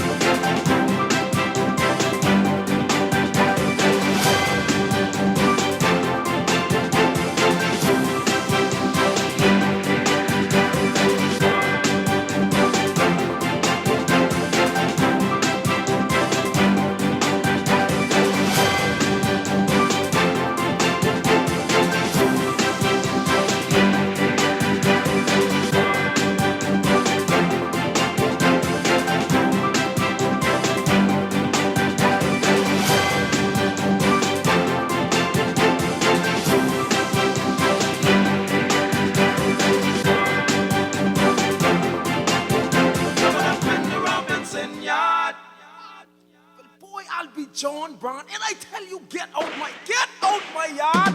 How do it, Pops? How you want? No lick shot? Eh? You want lick shot? Don't fire me dead, no, I'm dead.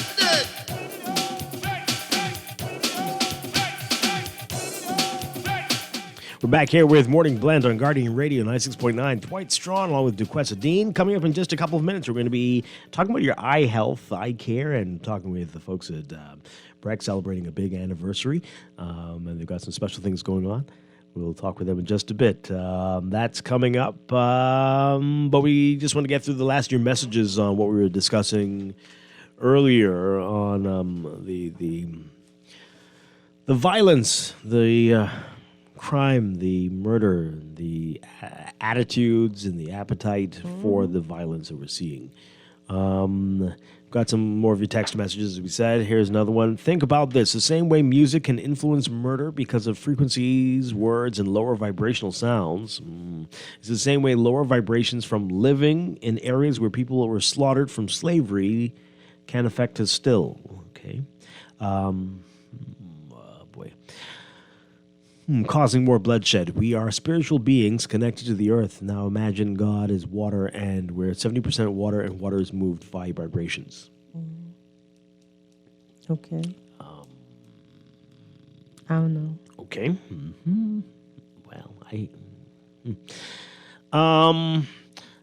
Dwight, if this man was a major player in the gang world, so why was he not charged with the anti-gang legislation? This is just coming into force, folks. So come on. Both former Prime Minister Christie and current Prime Minister Davis put through gang bills. Why was the latest murder victim not charged with any gang laws? Firearms charge is not a gang-specific charge. Shows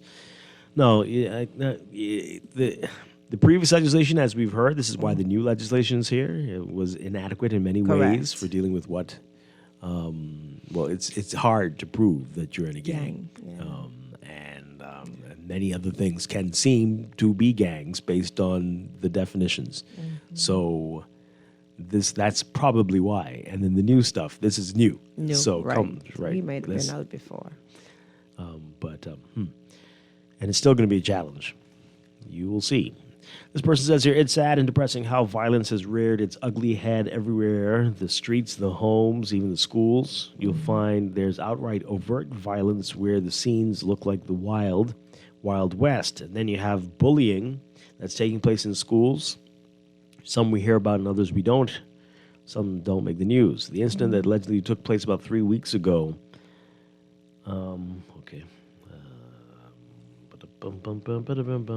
Yeah. Talking about an incident that escaped the news. My question is, where was the school's guidance counselor in this situation? Do we have guidance counselors in schools? Okay, you know the answer to that. But what about it? Somebody's saying that a child is being bullied by her classmates. And one of the teachers. Okay.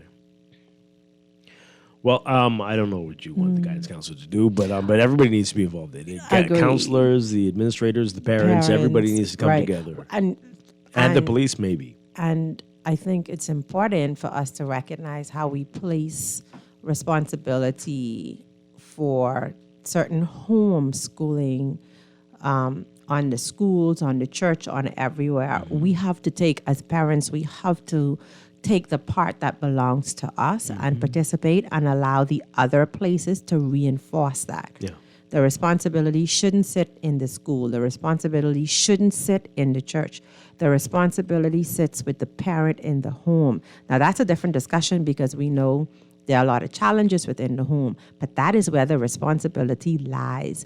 And reinforcement should come from within the community. And even getting back to community living. I don't know about you, Dwight, but when I was a child, if I got in trouble and my grandmother found out about it, I would get in trouble again at home. So I could get chastised in school, and then when I get home, that's a different level of chastising that would happen. So we need to get back to that village approach and collective support with parenting. I didn't get in trouble in school. You didn't? No. Oh, I was a tomboy. So I wouldn't know what you mean. But yes, I've heard those stories. I can't believe it, Dwight. I'm not believing that. Okay. I need someone to refute Dwight, please. Trust me. It was too good for this world. Oh, my. Too good. Let's go. Let's go to the break. This is Morning Blend on Guardian Radio 96.9. We'll be back.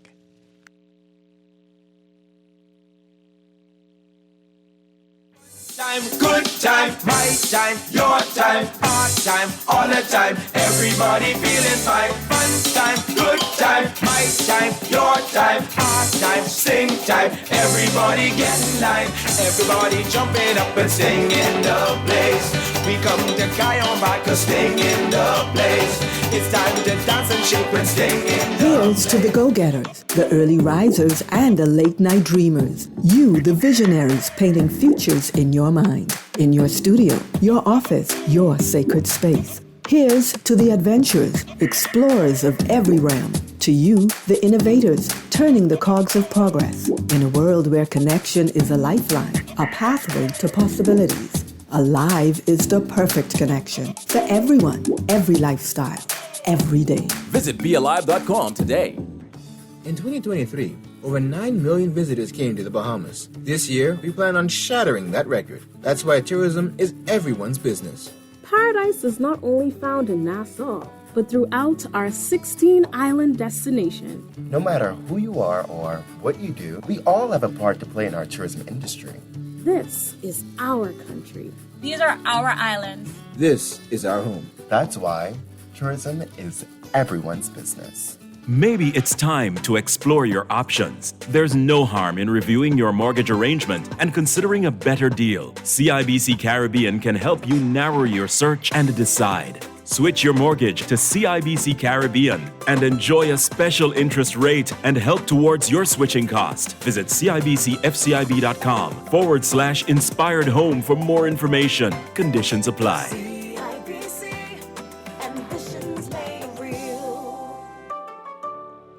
You've seen electric cars on the road, but isn't it time you drive one? Easy Car Sales invites you to experience the smooth, powerful ride and immerse yourself in the luxury and latest tech features. Find out why the Bahamas is going electric.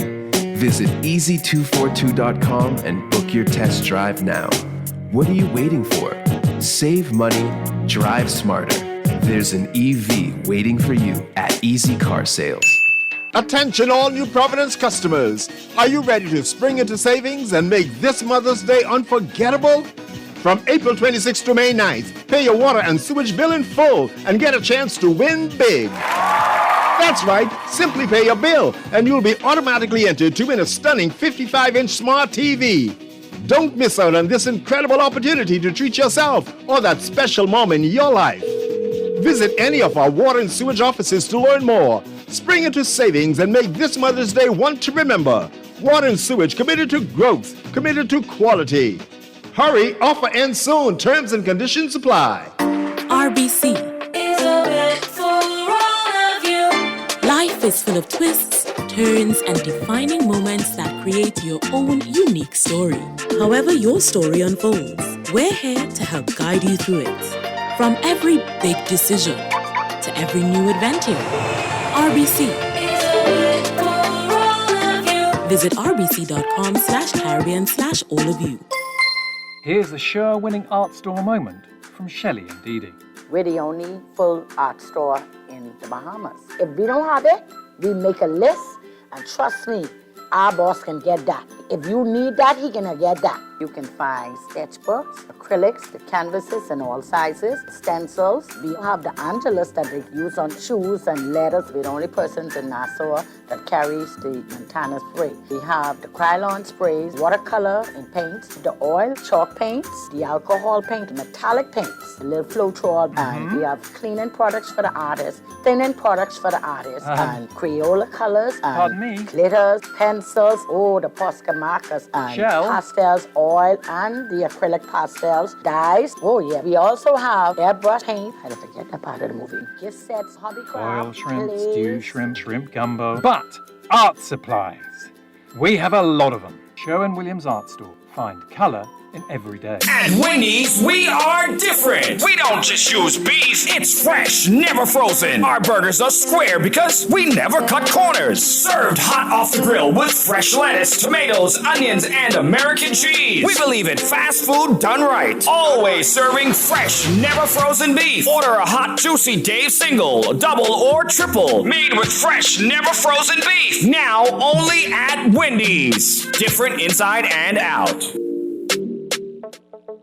Tired of banks forcing you to use technology to bank the way they want you to? Your convenience is important. So no matter what your banking needs, Commonwealth Bank's friendly staff are always available in branch for that personal one-on-one service. But when you choose technology, our online and mobile banking app offers you state-of-the-art functionality. The choice is yours. Commonwealth Bank. Bank the way you want. In the world of business, technology is not a choice, it's a necessity. And for businesses that demand excellence, there's only one choice for unparalleled support and cutting-edge technology. Custom Computers. You have challenges and we have solutions. Computing, networking, storage, and printing for enterprises large and small, aligned with premium brands like HP, Microsoft, Konica Minolta, and more. Get tech done the right way with Custom Computers. Call the know-how team at 396-1101. World Hand Hygiene Day is celebrated each year on May 5th and focuses on the importance of hand hygiene in healthcare. Washing your hands properly is the most effective way to prevent the spread of germs that cause diseases.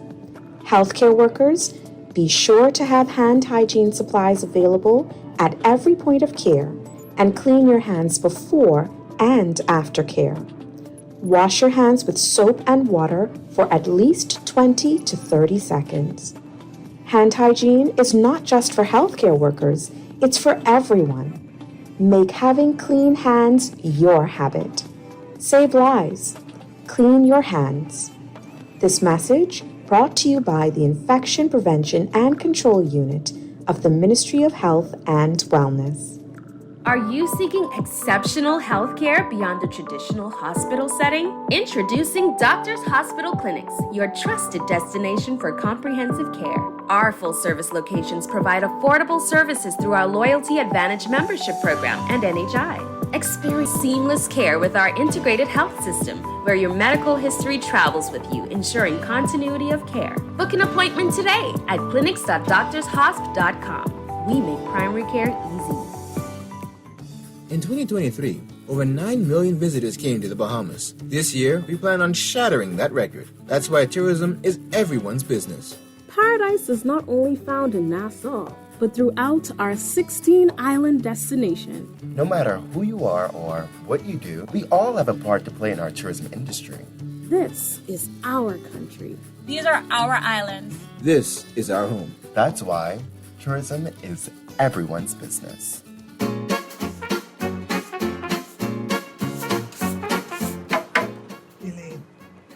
You hear what Boss Man was saying in the back there just now? About what? The luncheon? Why you always worried about food? No, about how we gotta pay a little more for national insurance. Mildred, you talking fool. I can't afford to pay that. And you're always crying, palm out. Ain't gonna be much. Boss still got to pay. 1st of July, 2024. I think that terminal benefit is what did help my boy Tony through the pandemic. That same unemployment benefit. And guess what? What? Susan, I think she'd get a pregnancy benefit, eh? You mean maternity benefit, eh? So now, we got to do our part to make sure we get our pension. All right. For more information, visit nibratencrease.com.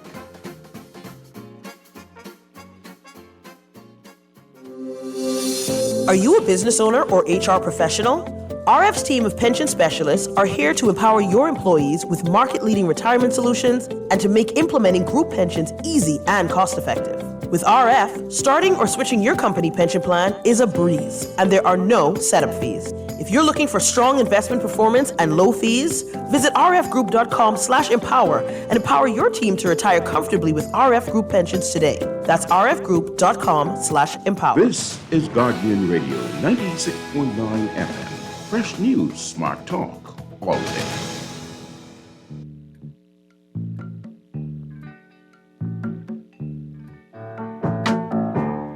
I can see clearly now the rain is gone. I can see all obstacles in my way. Gone are the dark clouds that had me blind. It's gonna be bright, bright, bright, bright, sunshiny day. Welcome back to Morning Blend here on Guardian Radio 96.9. Dwight Strachan with DeQuesta Dean. And this morning we're talking about eye care and BRECS celebrating a big milestone, their 10th anniversary, and BRECS is Bahamas Retina and Eye Care Services. We are very pleased to have with us consultant ophthalmologist Dr. Dawn Russell-Hermans. Good morning, Doc. Great to have you with us. Good morning. Great to be here. All right, so we got a lot to talk about. You got a happy anniversary. Yes, thank you. We'll get into all of that. You got a lot of big events happening. You got an open house and a big event on Saturday. We'll get to that in just a bit. But let's talk about eye care a little bit, if you don't mind. And let's begin with what an ophthalmologist is. Yeah, but that's my first question. Right. Tell us the difference. Right, between optometrist, ophthalmologist. I think there's even another one. Yes, right? exactly. Yes. So there's an entire eye care team. So we'll start with like an optician. An optician works in an eyeglasses practice, and they actually craft and make the glasses. Okay. An optometrist is also trained and specializes in eyeglass production, care, management, and we like to look at them as like the general practitioner in the eye care industry. Okay. And so they also see patients and treat different eye diseases as well and evaluate patients and whatnot. Now, the ophthalmologist is a medical trained doctor. I'm an MD, and so I did medical school training. And then you do subspecialty training in ophthalmology, and then you do additional training in different parts of the eye. You'll be surprised there are actually 12 subspecialties in eyes. And so we always made the joke that at some point there's going to be a right eye specialist and a left eye specialist. But there are different subspecialties in ophthalmology, and I'm a vitreoretinal or retinal surgeon. And so my specialty is within the back of the eye, because there are also doctors that specialize on the anterior segment. And so my field basically specializes around that part of your eye that's damaged from things like diabetes and high blood pressure. And it became my passion when I was an intern at the hospital. And I'm a senior health officer, because we saw quite a lot of patients with diabetic eye disease that literally went blind because of lack of eye care. There wasn't a retina specialist in the Bahamas at the time. My goodness. There was one briefly, I should say, but he went to the U.S., and so there wasn't anybody there consistently. So I had to write tons of letters to social services for sponsorship to go to Bascom Palma, or some tried to go to Cuba. But it just didn't make sense that, for me to go and train to be an ophthalmologist and not do that particular specialty. And so we've now been 10 years at Bahamas Retina and Eye Care Services, where the slogan that our goal is promoting better vision and health in the Bahamas, because that has been my passion from the time I came back to the Bahamas. Well, you mentioned diabetes. We know that's huge here. Exactly, yes. Let's talk some more about that and some of the other issues that you're seeing that are causing eye health concerns. Exactly. So diabetes is a big one. And so we know, and the sad part about it is when I came back, it affected quite a lot of our younger population. So you would think this is like older patients. No. These are patients, because there's type 1 and there's type 2. And there are a lot of young patients with type 2 diabetes. And so coming back, you see, like, I have stories of a patient who was 17 with both eyes bleeding from diabetes. Bleeding? When you say bleeding, like outside or inside your eyes. Okay. So there are tiny, very fragile blood vessels on the inside of your eye that unfortunately become broken, I should say, from diabetic eye disease. I always make the analogy, like if you have like a garden hose and somebody goes and puts a bunch of holes in it and then you turn it on and it starts leaking. So that's basically what diabetic eye disease done in its simplest way to explain it. Wow. And then imagine if you have high blood pressure on top of that. So imagine if somebody goes back to that hose and turns it on high, then everything's just coming out. So diabetes and high blood pressure together is not a good thing. Oh, wow. With high blood pressure, you can also get, just like you get strokes, you can get strokes in your eye. You know, and a lot of people don't know that. And then to add insult to injury, in our region, glaucoma is also a big thing. And so glaucoma also adds to the picture. And so it's a really, really a lot of things that we as Bahamians and people in our region need to be cognizant of and really try to take care of our eyes and take care of our health. And so the two together is why I came up with the slogan, because I could preach this to my patients, but I also have to walk the walk. I also have to try to represent a healthy lifestyle, healthy living. And so when I came back to the Bahamas, I put on a few pounds. I died. Haven't we all? Haven't we all? Oh, boy. And the thing about it is I always remember one of the places I trained when I was training in England at Cambridge. And the nurses bring the doctors tea and coffee during clinic. And I love that because I wasn't used to that. I was like, oh, you know. And so when they would ask me, okay, what do you want to have in it? And I was almost like, when I said, okay, I'll have 2 sugars, they looked at me like, what? Nobody was putting sugar in their tea. Oh, wow. Nobody, everybody. And so I'm like, you know what?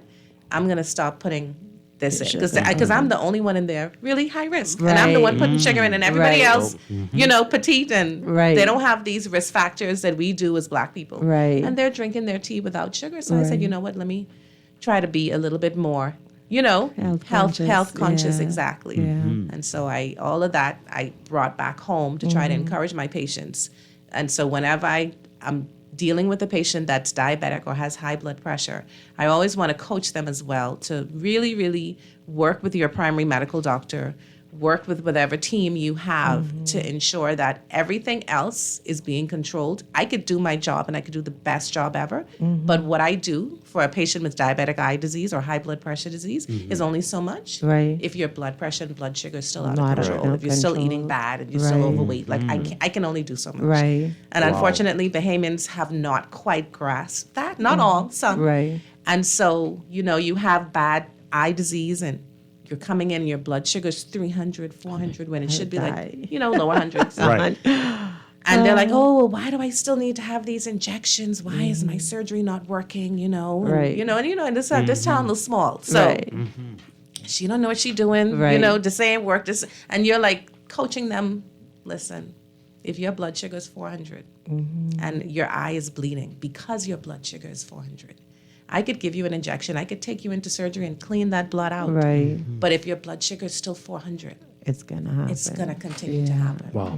So diet, you talked about lifestyle. What about these things, these devices and screens that we're staring at all day long? They're not good at all. Let's talk about it. Because there is an entity, computer eye strain. And we call it digital eye strain because it's not just for computer use. We're using tablets, we're using, and just in terms of the blue light exposure from that and also just using it nonstop, it can give you digital eye strain. You can start to have aches around your eyes.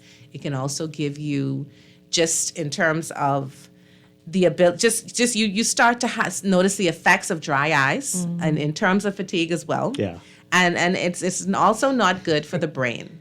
Okay. And so a lot of times, like, they laugh at Or me the because my thumbs. phone is That's another story. Exactly. Yeah, you can get. I got it all. They laugh at me because my phone is always like almost on 5 or 10% because I've tried not to have my phone charging on the bedside because it's so easy to just be charging and you don't want to sleep with that stuff like right on the side of you. And being a medical Some doctor. people sleep with their phones, though. This is it. And then Yeah, so- I'm the sole doctor for the practice. And so there could be emergencies. So I still have to kind of like know what's happening. Right. And so I have to keep my phone close, Right. but I don't have it charging. Right. Yeah. Okay. 'cause Okay. it's So not how bad good. can it get with the digital eye strain, the dry eye? So with the dry eyes and digital eyes, over time, if you continue to just basically expose your eyes to these things, you can get severe dry eyes. You can get where it's red, it's tearing, and a lot of people don't understand that tearing and watering is a sign of dryness. Sounds paradoxical. Yeah. It doesn't Yes, right. Doesn't make Especially sense. 'cause- watering. Especially watering, exactly. Right. But the problem is it's reflex tears. So it's like your body's reaction to them being dry. So it's kind of like a Okay. cycle. So as your body produces these reflex tears, they evaporate very quickly. It's not good quality tears. Okay. And so you have to do kind of like replacement therapy with artificial tears. And so that's one of the things that we do. And will that be your life? Like that will be, or can you Well, stop you looking can- at the devices and then You can reform yourself? What we recommend with digital eye strain in and of itself, there is something called the 20-20-20 rule. And so every 20 minutes, you look at something or refocus at something 20 feet away for 20 seconds to kind of like reset your eyes. The other thing is you can do artificial tears prior to or throughout the day as you're doing computer work or using your phones and whatnot to try to help. Because as you're focusing, if you realize when you're really looking at something, you're not blinking as much. And so that blink allows your tears to be distributed over your ocular never surface. noticed that. And so, if you're focusing on something you're watching, if it's really good, you're not blinking as fast. And as you're not blinking, your eyes are open and more exposed. And so Okay. the tears are going to evaporate more Okay. quickly. And so Okay. that's where the replacement Okay. therapy with the artificial tears comes in. Okay. And the 20-20-20 rule to kind of like give your eyes a break every 20 minutes. Just a quick 20-second Yeah. break Right. on something far away. Okay. Yeah. So now in our culture, we like if we have a stomach ache, that's gas. So we Yes. just got to drink tea, right? Yes. So what are the common things that people explain away that are symptoms that should take them to a doctor with their eyes? With their eyes. Yeah. So definitely things like floaters. What is a lot of floater? times. So a floater is, sometimes you may think That's you a good see sign that she something. doesn't know what that is. Exactly. That's a very good sign. Exactly. That means you're not having. But Right. sometimes you can see either things that look like cobwebs or spider webs or dots, and they can be harmless. In some cases, it could be from fatigue. It could Okay. be from dehydration. But other things, it can be bleeding because you may be seeing blood spots. Wow. It could be just a sign of the jelly that's on the inside of your eye, your vitreous, could be degenerating or aging. And so you can see floaters from that. You can have migraines that present as just floaters or like flashing lights. But because one of the main things of like if you have floaters or flashes, one of the main things you want to evaluate for is a retinal tear or retinal detachment. You want to come in and have that evaluated, especially at the onset of like new floaters and flashing lights. Because if it's a retinal tear, I can treat that in the office. I can prevent you getting, or my best, our best efforts to prevent you going on to having a retinal detachment. And so that's why that needs to be evaluated immediately, because a retinal detachment requires surgery in an operating room. Okay. So imagine if you catch a retinal tear early enough, which is just like imagine if you have wallpaper on your wall and a little break. You could stop the whole wallpaper from Right. coming down by treating that little break, sealing it, gluing it, Right. whatnot. Same thing with your eyes. If you're able to capture a retinal tear early enough, you can treat that in the office. And, we've really had quite a lot of those recently in the Wow. office. And so, but we've also had patients who've come too late and they've had a retinal detachment, unfortunately, and that requires major surgery and major long-term care and recovery. Okay. So I have another question. I recently have a friend who was diagnosed with IIH. How much of that do we see here in the Bahamas? So we actually see quite a lot of that because What IIH is is that exactly? idiopathic intracranial hypertension. And sometimes we call it pseudotumor cerebri or benign intracranial hypertension. So what that is, and we call it pseudotumor because if there's an actual tumor in your brain pressing or compressing the drainage, you can get a similar presentation. Okay. So sometimes I've actually had young girls present with this and older women, if you have rapid weight gain, that can also lead to this, or certain types of steroid treatments, different things, anything that can lead to like a rapid gain of weight, you get this. So we've had, and so the treatment for that, it's in collaboration with like a neurosurgeon or a neurologist, because you would need to have a lumbar puncture to decrease the intracranial pressure. It's a complicated condition, because what eventually happens from the ophthalmologist side is they present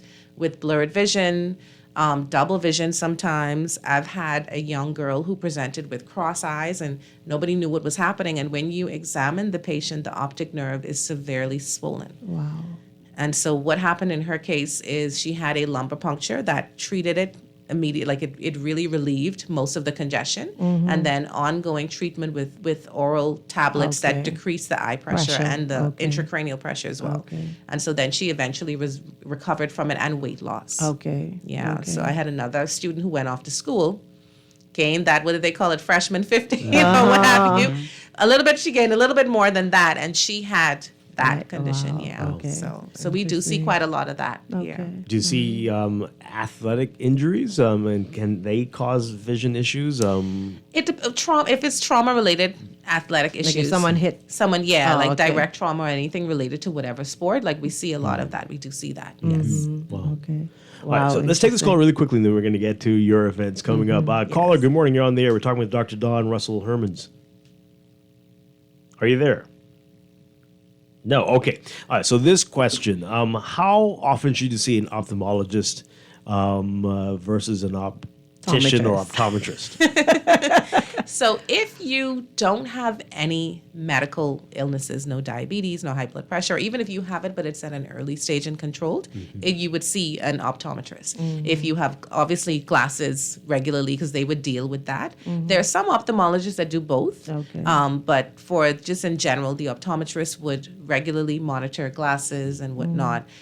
Some primary eye care issues as well they deal with, and they see certain patients, but once there's a condition that requires treatment, then they would refer them to an ophthalmologist. So if you're a diabetic and you have diagnosed diabetic retinopathy that's at an advanced stage, then you would be seeing an ophthalmologist. And depending on the severity, that could be either every 3 to 4 months, every month if you're getting active treatment, every year if it's not so bad, annually. So is it by referral or? It's usually by referral. So a lot of the optometrists would refer patients once they've reached that, know. And if they're mild, if they're having early stage disease, then the optometrist would follow them until it's at a point where they need treatment. Then they refer to the ophthalmologist, or surgical indications. Then they would refer. Over-the-counter drops. Good, bad. It depends. In between. There's some that are good. So like your basic artificial tears, those are fine. Those are, you can get those over the counter. Ophthalmologists in general are not a fan of your standard Visine drops, because there are a lot of patients, it has a component in it, a vasoconstrictor, that can sometimes increase the blood pressure. And so in our region, there's a lot of patients who are hypertensive, and so you want to be careful when you're using like a Visine and whatnot. So we're not big fans of it. What's the thing again to look out for? What's it called? The vasoconstrictor in the Visine drop. Yes. It'll be called that on the box, or on the box you'll see a name that either like it'll be like a phenylephrine or a type of it'll end in INE. You'll see, so you'll know you'll know that. And so because usually the vasoconstrictor, what it does is it'll get the red out. It will, but not for long. So a lot of patients end up using it frequently, and then some of it does get absorbed into your systemic circulation, and so that can then cause high blood pressure. And so we don't, if you use it once or twice, it's fine. But some patients, especially if they have another condition causing the redness that needs to be evaluated, and they end up using it. So then you create another problem. So I have another question. I know we have to get into your celebrations, but what I want to know is, how would you say eye care in the Bahamas has advanced over the years? Like what we couldn't do before that we're now able to do? What are some of those things? So some of those things. So when I came back, there was another main passion that I had when I came back was with premature babies. So there was no standardized retinopathy of prematurity screening. And when I was a senior house officer, the retina specialist that we did have briefly, he had introduced that and he started screening the babies. But unfortunately, when he left and then I went to do training, there wasn't really any regular screening of these premature babies. When I got back, I, had a 7-month-old baby, blind in both eyes from advanced retinopathy of prematurity that could have been prevented. So I started a screening program at PMH where we were able, I continued, I should say, a screening program where we were able to screen premature babies. So that's one of the things in turn that we introduced, once I came back. One of the other things is a more standardized approach to what we call intravitreal injections.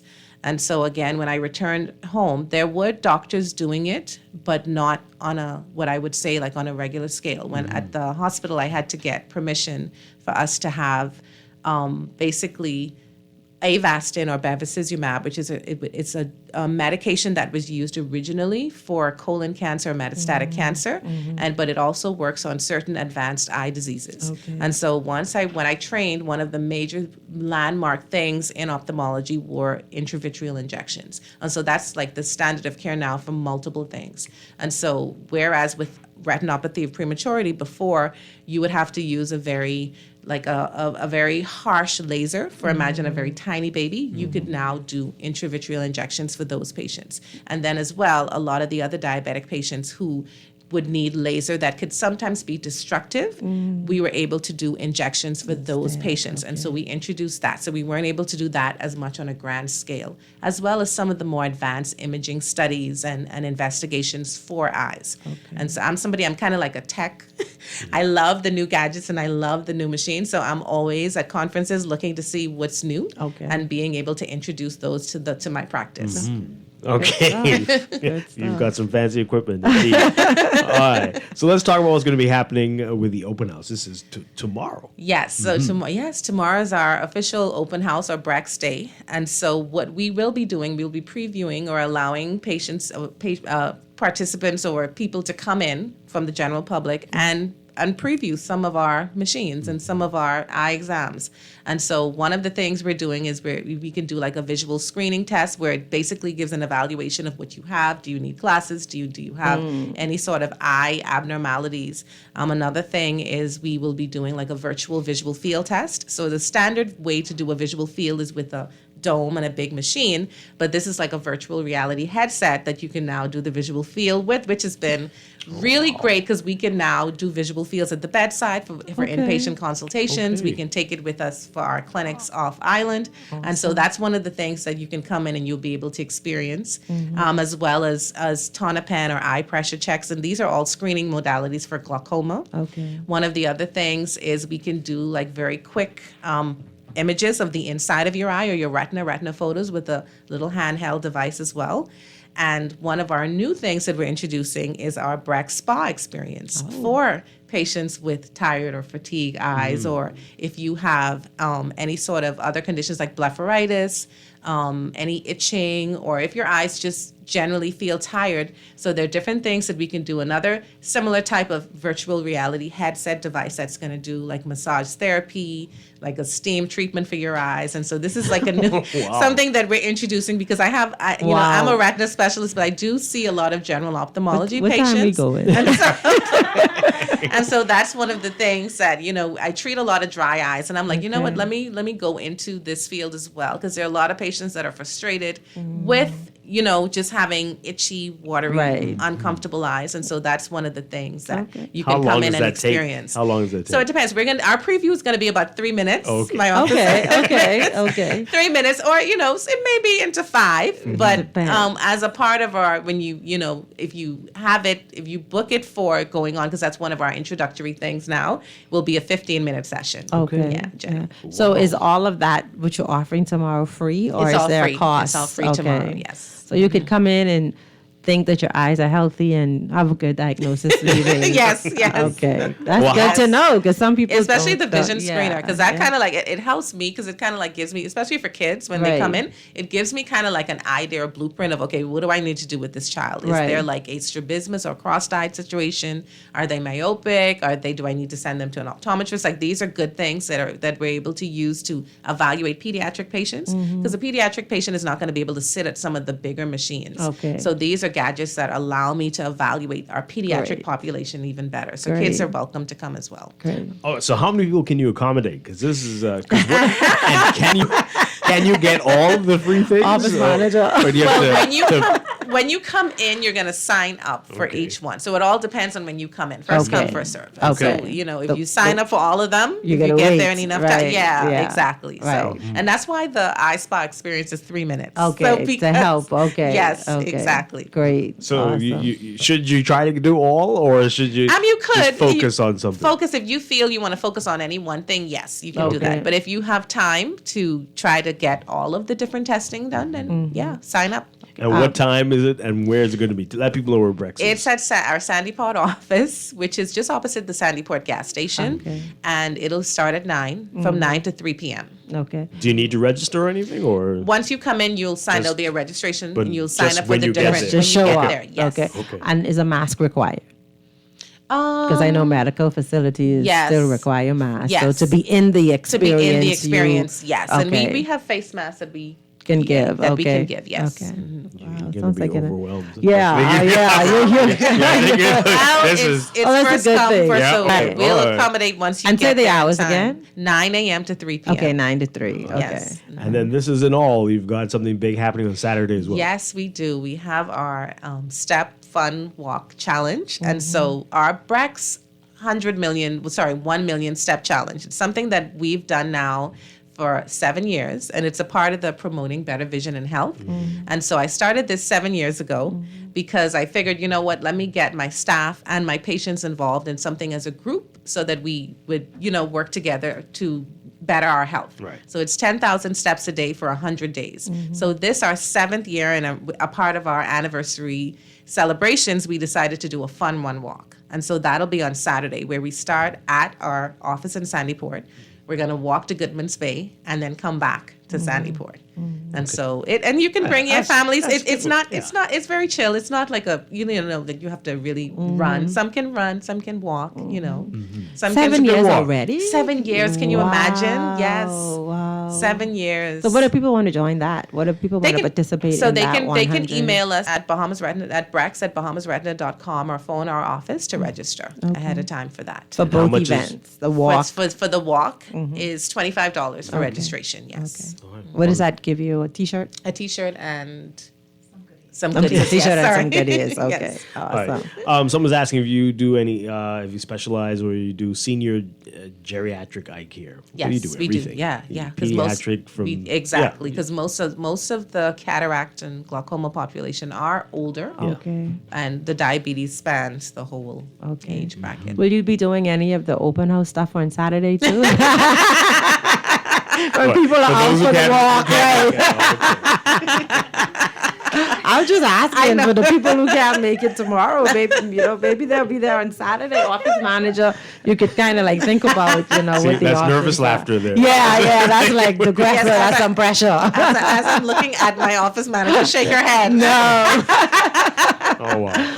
Awesome. So Dr. Herman's final words, people out there who, they've got something going on and might be afraid to come and see a doctor. Yes. What advice would you give them in our final minute here? My advice would be to come in and have your eyes checked. Have a comprehensive medical eye exam. Even if you're not having symptoms and you've not had your eyes checked before, there's things that don't have obvious symptoms like glaucoma, and so you don't want to have a situation where you've waited and it's something that could have been prevented, but now we're at an advanced stage. So get your eyes checked. Live a healthy life as best as you can. I love food. So that's one of my main things to fight, to eat healthy. And so I would encourage, just try to live a healthy life, make healthy choices, and get every part of your body examined, most especially your eyes. Thank you so much. Again, congratulations. Thank Happy you. anniversary, 10 years. Thank Wow. you. Exciting God stuff. has been good. Wonderful Yes. stuff there. And again, the open house is tomorrow, and take Yes. advantage of this stuff, right? Free. Most definitely, So, yes. hey, come out to Sandyport tomorrow. Dr. Dawn Russell Hermans, thank you so much. And thanks You're to all most of our welcome. guests who didn't speak. We will say bye to everybody. But anyway, thank you again. Hopefully we can have you on again soon. Yes. Yeah. We're going to take a break and be back with Morning Blend Business. Stay with us.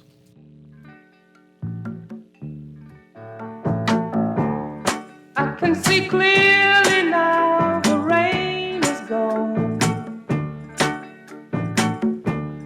I can see all obstacles in my way.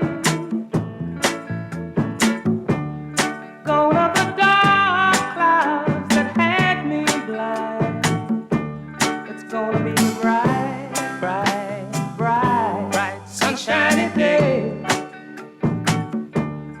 Gonna be a bright, bright, bright, bright, sunshiny day. This is Guardian Radio 96.9 FM, Nassau, Bahamas. This is Guardian Radio, your station for up-to-the-minute news, intelligent, interactive, and engaging conversation. 96.9 FM. The views and opinions of the hosts and guests are their own and do not necessarily reflect the position of the management and staff of Guardian Network. Wake up, it's a new day. Wake up, it's a new day.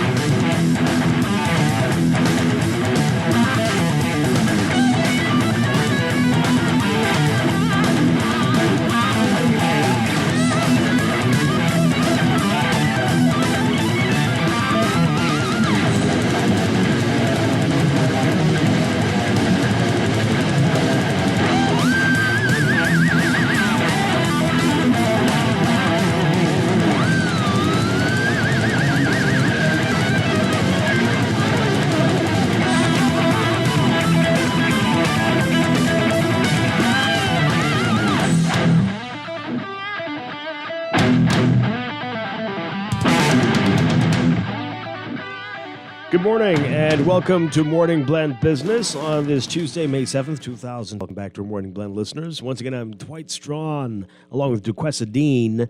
And as promised, we're going to get deeper into the Prime Minister's address to the Grand Bahama Chamber of Commerce yesterday, talking about the challenges with the city of Freeport and the way forward for Grand Bahama. And this was people had to pay to attend. I think the tickets were $75 each, but it was late. So was it dinner? I guess dinner. So dinner and the Prime Minister. Okay. And so the Prime Minister. We've been talking about this. People have been anticipating this for quite a while, and the Prime Minister showing that the Grand Bahama Port Authority has basically a record of neglect. And that it's ample time for the port to not only pay the government what is owed to the government, but to do what's needed to be done for the city of Freeport. So we're going to play up his address. It's a good portion of it here. Okay. We're going to play so you can take a listen to what he had to say to the residents of Freeport and Grand Bahama.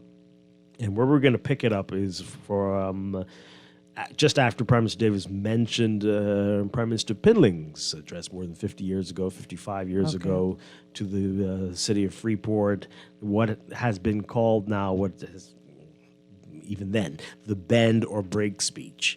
And the Prime Minister Davis, chastising people who say that the Prime Minister Pinling's call for accountability at that time began the slow decline of the city. He's like, well, why would that be? Why would calling for accountability do what you say you're going to do? Why would that go? Why would that lead to the decline of the city? So this is where we're going to pick it up from. Okay. And when we, in a moment, Laverne Gardner is going to join us. She was there and is going to give us her point of view on this. And we'll get into some of the question and answer period, which was not carried live on the stream.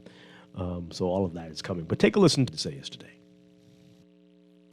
Because in the decades that followed, it became conventional wisdom, an article of faith, especially among Bahamian elites, that it is too risky for the Bahamian government to insist that the Port Authority live up to its Hospital Creek obligations. Elected representatives of the people who have challenged the Port Authority to do more have been chastised for their impertinence, warned that they would be responsible once again, killing the magic and scaring away investors. Tonight I ask, have the decades of deference delivered you the promised land? Where's the magic? Where's the prosperity that's supposed to be the reward for submission? How many Bahamians have been enriched and empowered? Enough to justify the billions in concessions. Maybe the problem is successive governments have not asked too much from the Port Authority, but rather that governments have asked for too little. You know, I've had enough of the scare tactics. Now I have had the distinct privilege of serving as your Prime Minister for a little more than 2.5 years. In that time, I worked with my colleagues to promote our nation and our national interest relentlessly, building alliances across the world, fighting for fair climate justice and finance, fighting to get us off the blacklist, fighting for fair treatment, working to make sure our voice and our interests are represented. Tell me something. Does it make sense to you that we would run the world but not fight for you here at home? I don't mean to imply that we came in looking for conflict. I come in peace.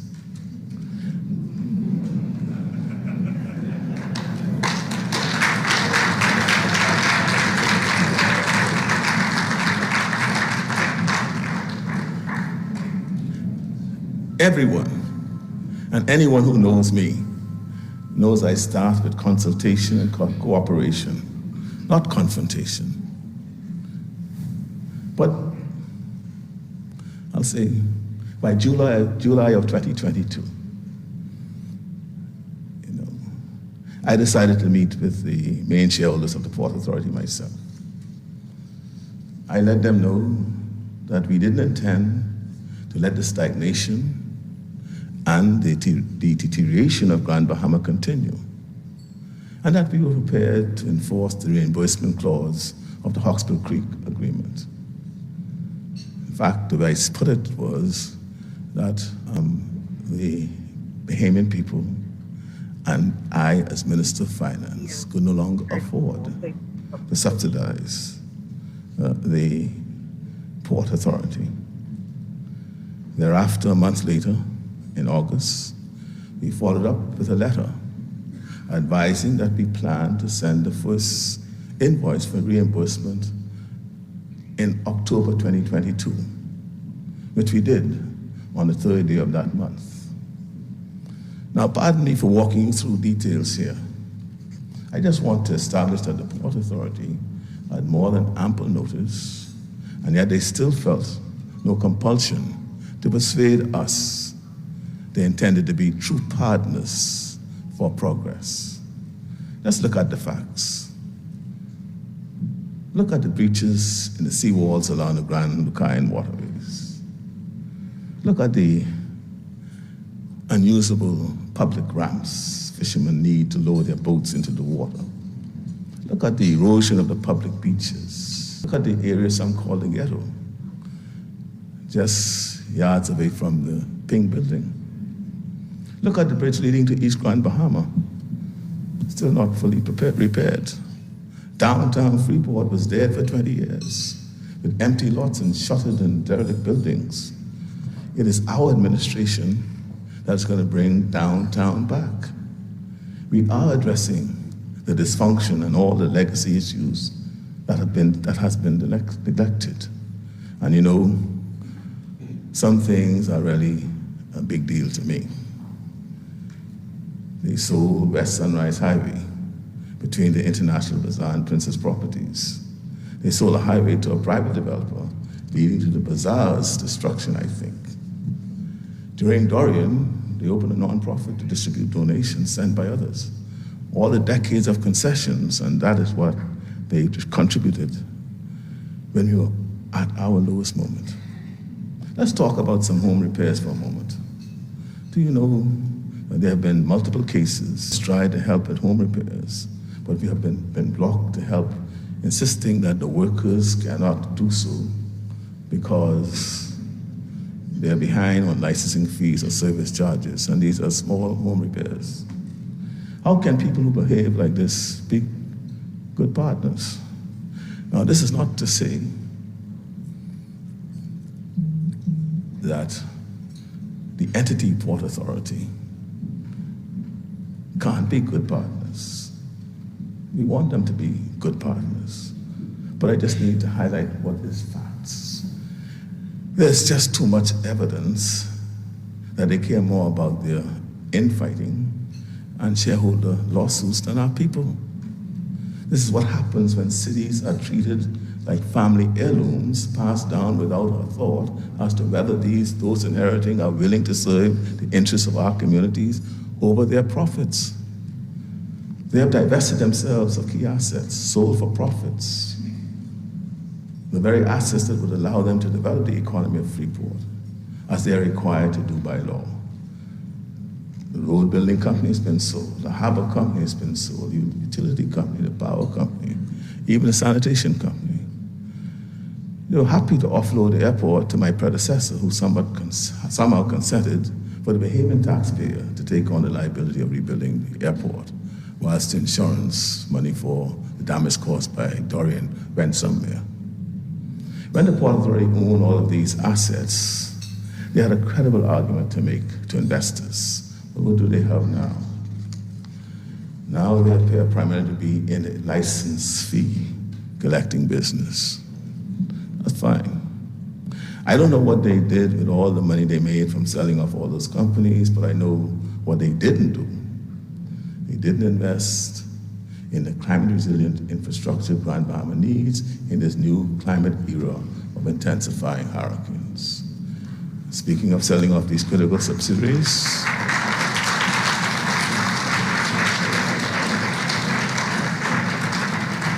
and speaking of these critical subsidiaries, I don't recall them asking those of you who are licensees for your consent. I don't know, they may have. Yet any material change in the Hospital Creek Agreement requires 4/5 approval of licensees. They're leaning on you, collecting your fees, but they've sold off the assets that will allow them to bring the kind of game-changing investments that are so overdue in Grand Bahama. They haven't kept their obligations to you, and they haven't kept them to the Bahamian taxpayers more broadly either. As I alluded to earlier, when the government pays the salaries of the many people delivering public services within Freeport, the port is responsible for reimbursing the government for any amount spent beyond the customs taxes paid in the port.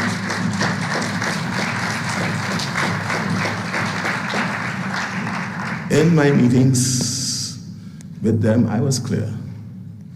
Whatever has transpired in the past, my government is not prepared to subsidize your private profits with public money. The Port Authority's position is that this provision has never been enforced. Our position is that this unfortunate fact in no way removes the obligation under the law. On the 26th of March, we sent the Port Authority an invoice covering the last 5 fiscal years, a detailed invoice of the accounting that says they owe $357 million. $357 million. The port's response, they owe nothing. The claim for $357 million was supported by a detailed audit prepared by the international firm PricewaterhouseCoopers. Their claim, they owe nothing, was supported by nothing. Our claim for $357 million is supported, as I said, by a detailed audit prepared by PricewaterhouseCoopers. Both parties mutually agreed upon path following the sunset of 30 days notification. But let me tell you something. Since March 26, none of the many investors we are working with across a range of projects here in Grand Bahama or on other islands have objected or retreated or raised any concerns or even raised an eyebrow over what is happening.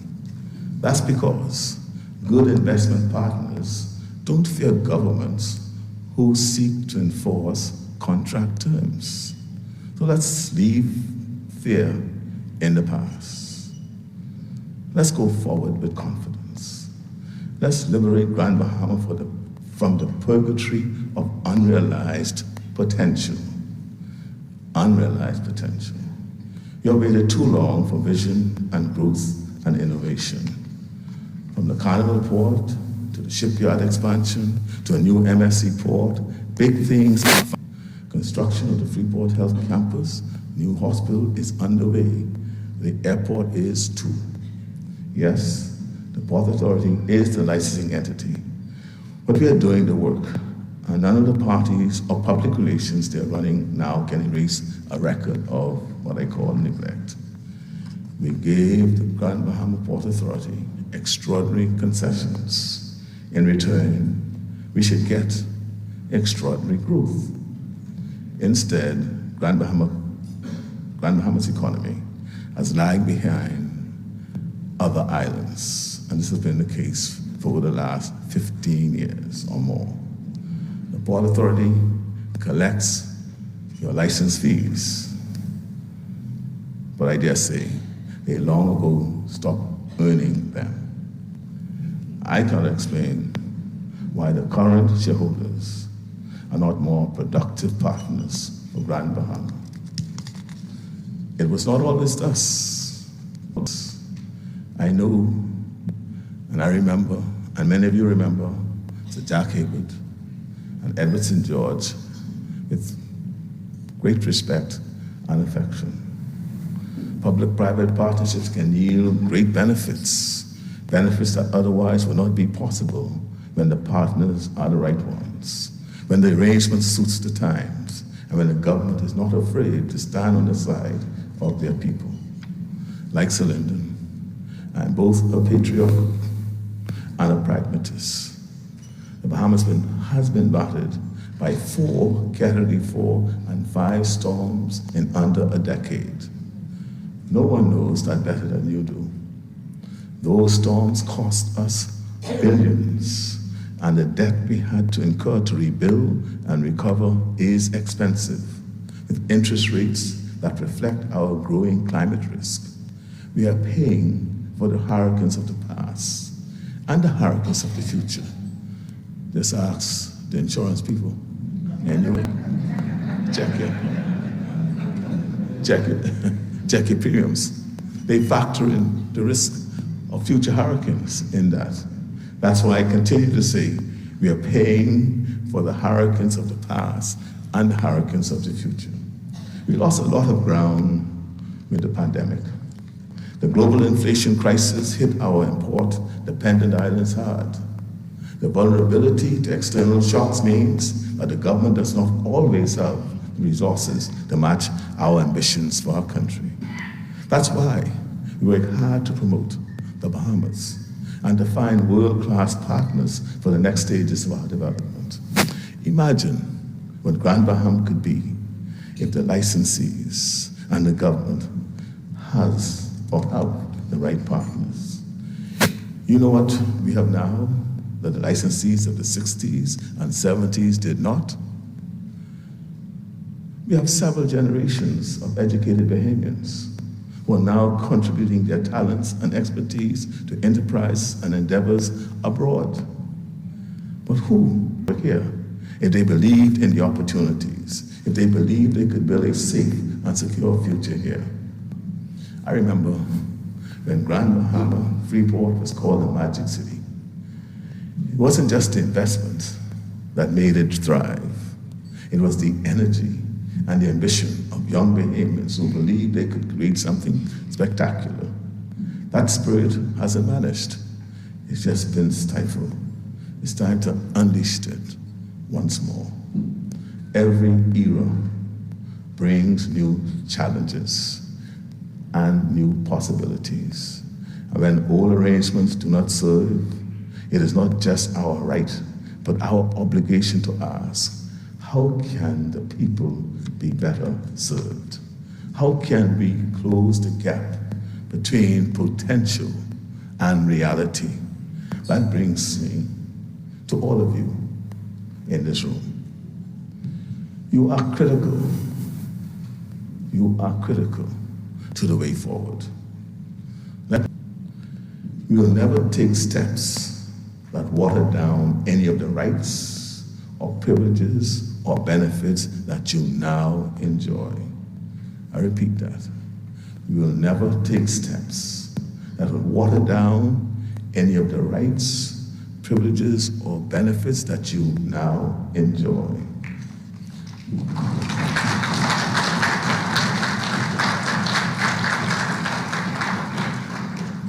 I have an open door policy.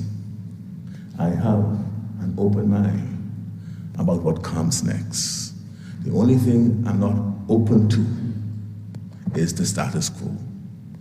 I started by saying I saw a great many old friends here. I hope soon to count many of you as new ones, as we work together to build a better way forward. You deserve a flourishing, thriving community. You deserve an inclusive economy that generates opportunity and security. Let's restore the magic. Let's break the chains that have held us back for too long. Let's build a city that finally truly works, and it works for everyone. Thank you. Okay.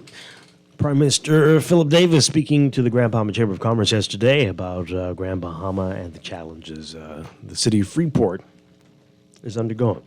All right, so we have a lot to talk about. Joining us now, we've got our very own Laverne Gardner. Laverne, you were there yesterday at this dinner. I was there. And, present and accounted for. And good morning to you. And good morning. Morning, Laverne. Morning. Is that the question? Yes, it is. Hi, how are you? I'm well, thank you. How are you?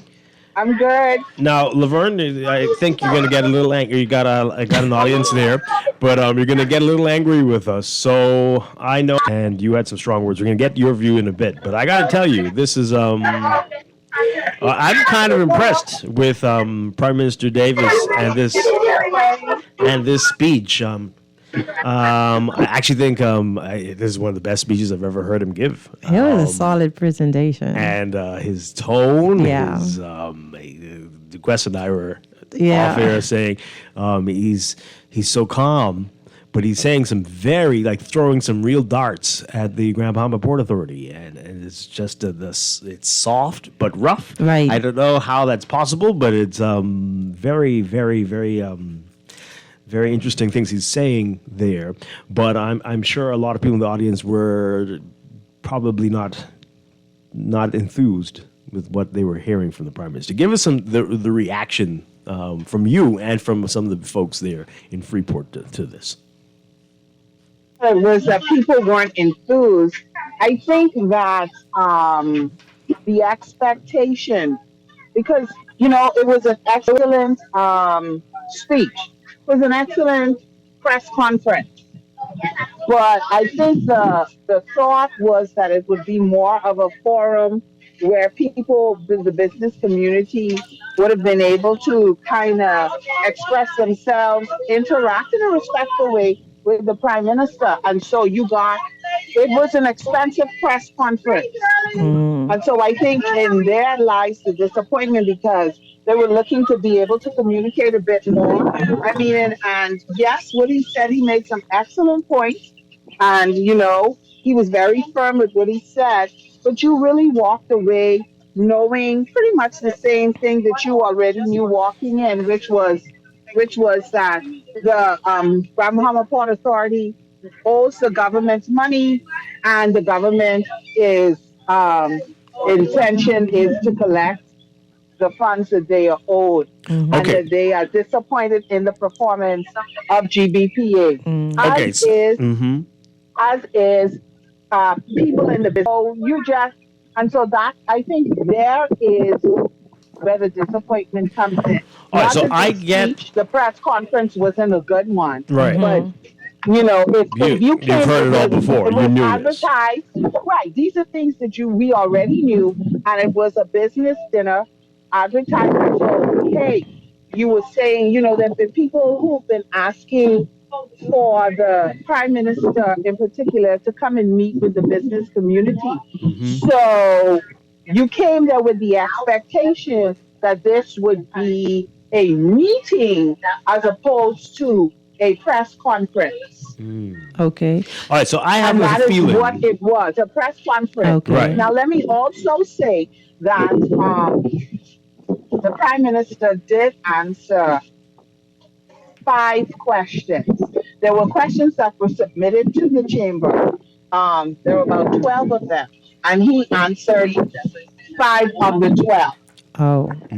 But people, the other business people, because they told to get those questions, who came there wanting to ask whatever questions they wanted to ask, wanting to get an understanding, wanting to understand what's happening in Grand Bahama, what's happening in Port Lukaya from the government standpoint, and provided that opportunity. Because the moderator actually said, the prime minister spoke and he's going to answer questions. And I think that his team was like, answer questions.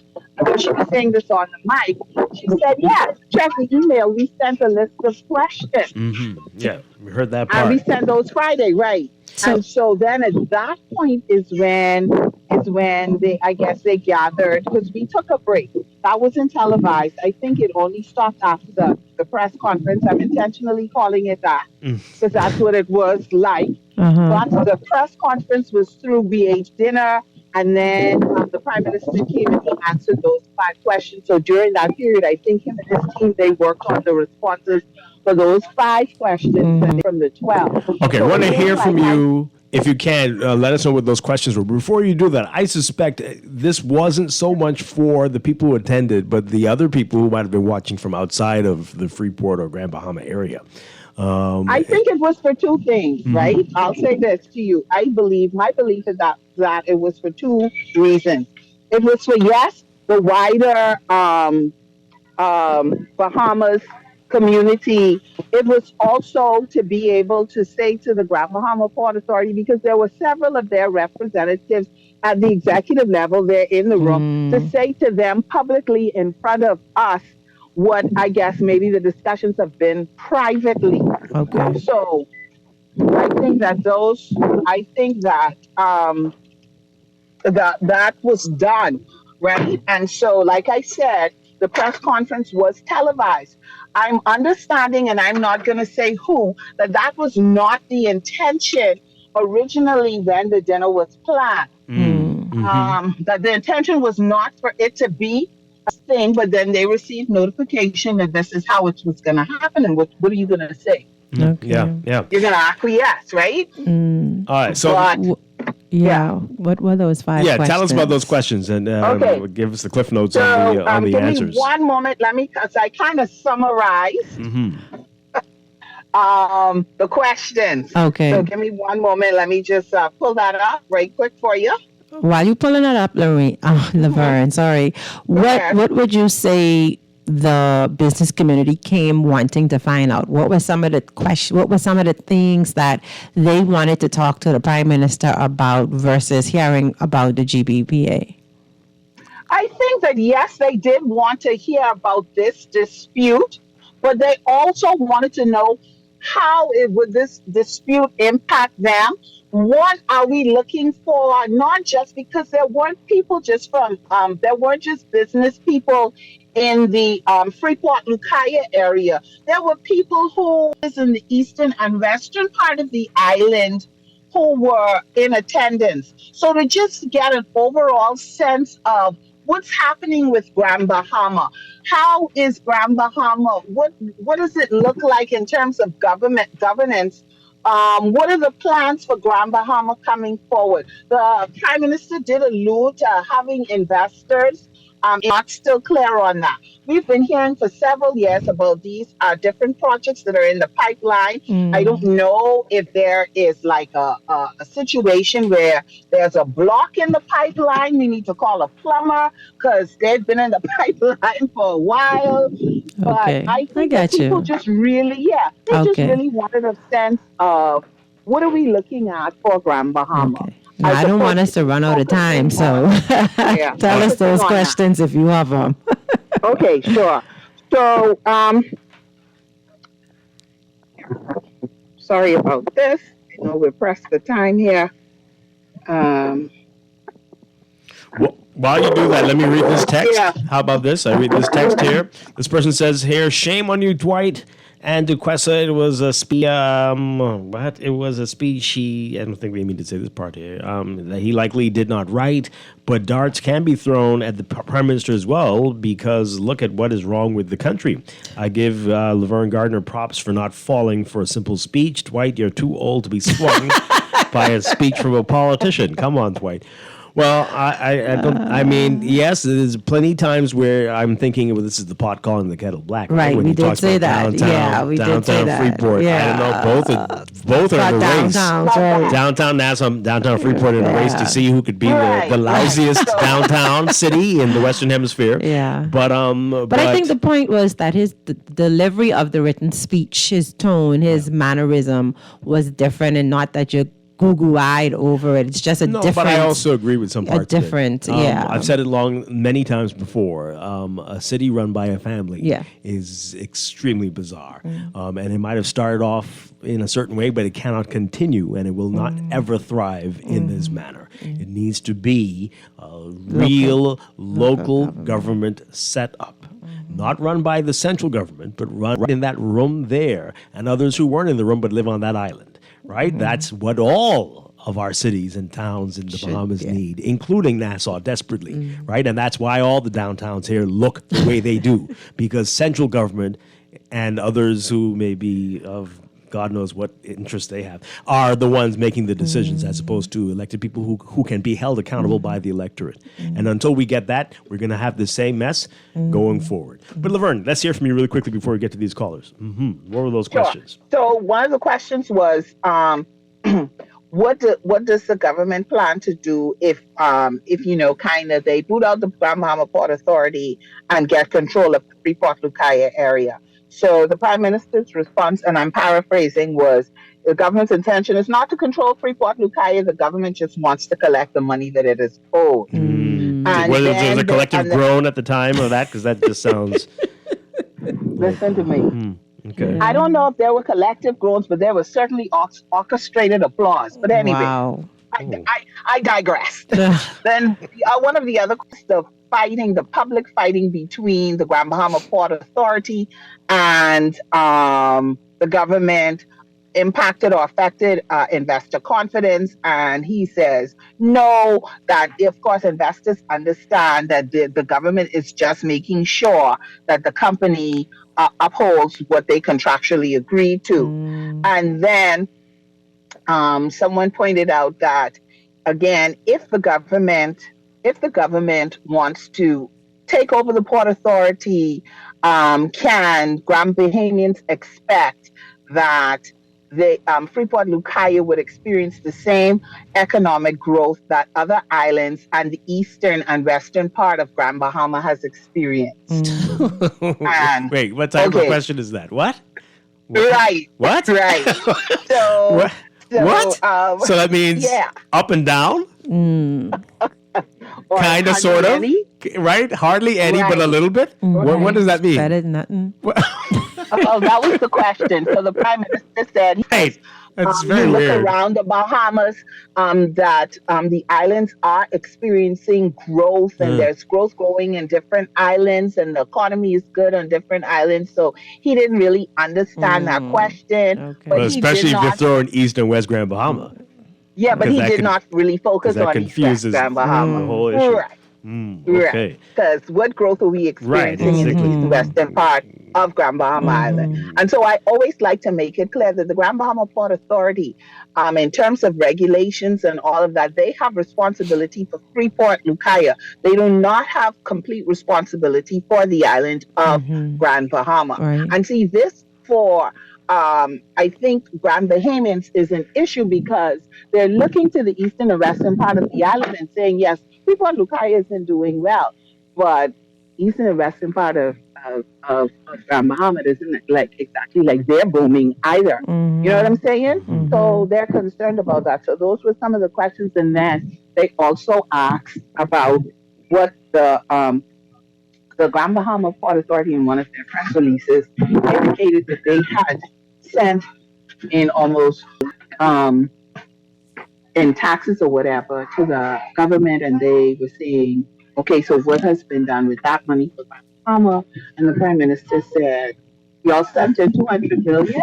Well, tell me where and show me the proof so I can go look for it, because I don't have any record. I don't know where that is. Okay. But they were referring to the normal fees and stuff that you have to send in. What the government is talking about is money that was owed.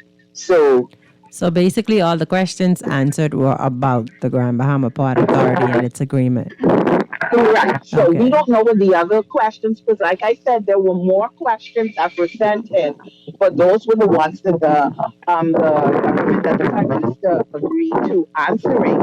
And so if people had questions on the floor, well, they just went home with those questions. Wow. Those were not answered. Okay. Let's take this call really quickly. Running out of time. Caller, you're on the air. Right. Good morning to you and to the other two guests, co-hosts. Really quickly, Dwight, Alan. I'm banging my head on the wall, right? Because I'm just amazed at the conflation and convolution that we have allowed this debate to happen. There are multiple issues that have been combined. I'm just amazed also of the lack of understanding of the Hawkesbury Creek Agreement, its application, and the responsibilities that is called for upon it. It is so important for us to get this right? You know, I've talked about this for almost 2 decades. And, you know, the questions that's being asked is a simple question on the table that we should not allow to be combined with what happens with governance, what happens with the assets, what happens with other different things. There's a question concerning the validity of the claim made by government.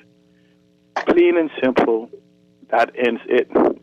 Then other issues come out of that, or may not come out of that, because even if the Port Authority pays, or it is found to be invalid, these other questions that brought that this is allowed to be highlighted does not fall away. And I think it's important.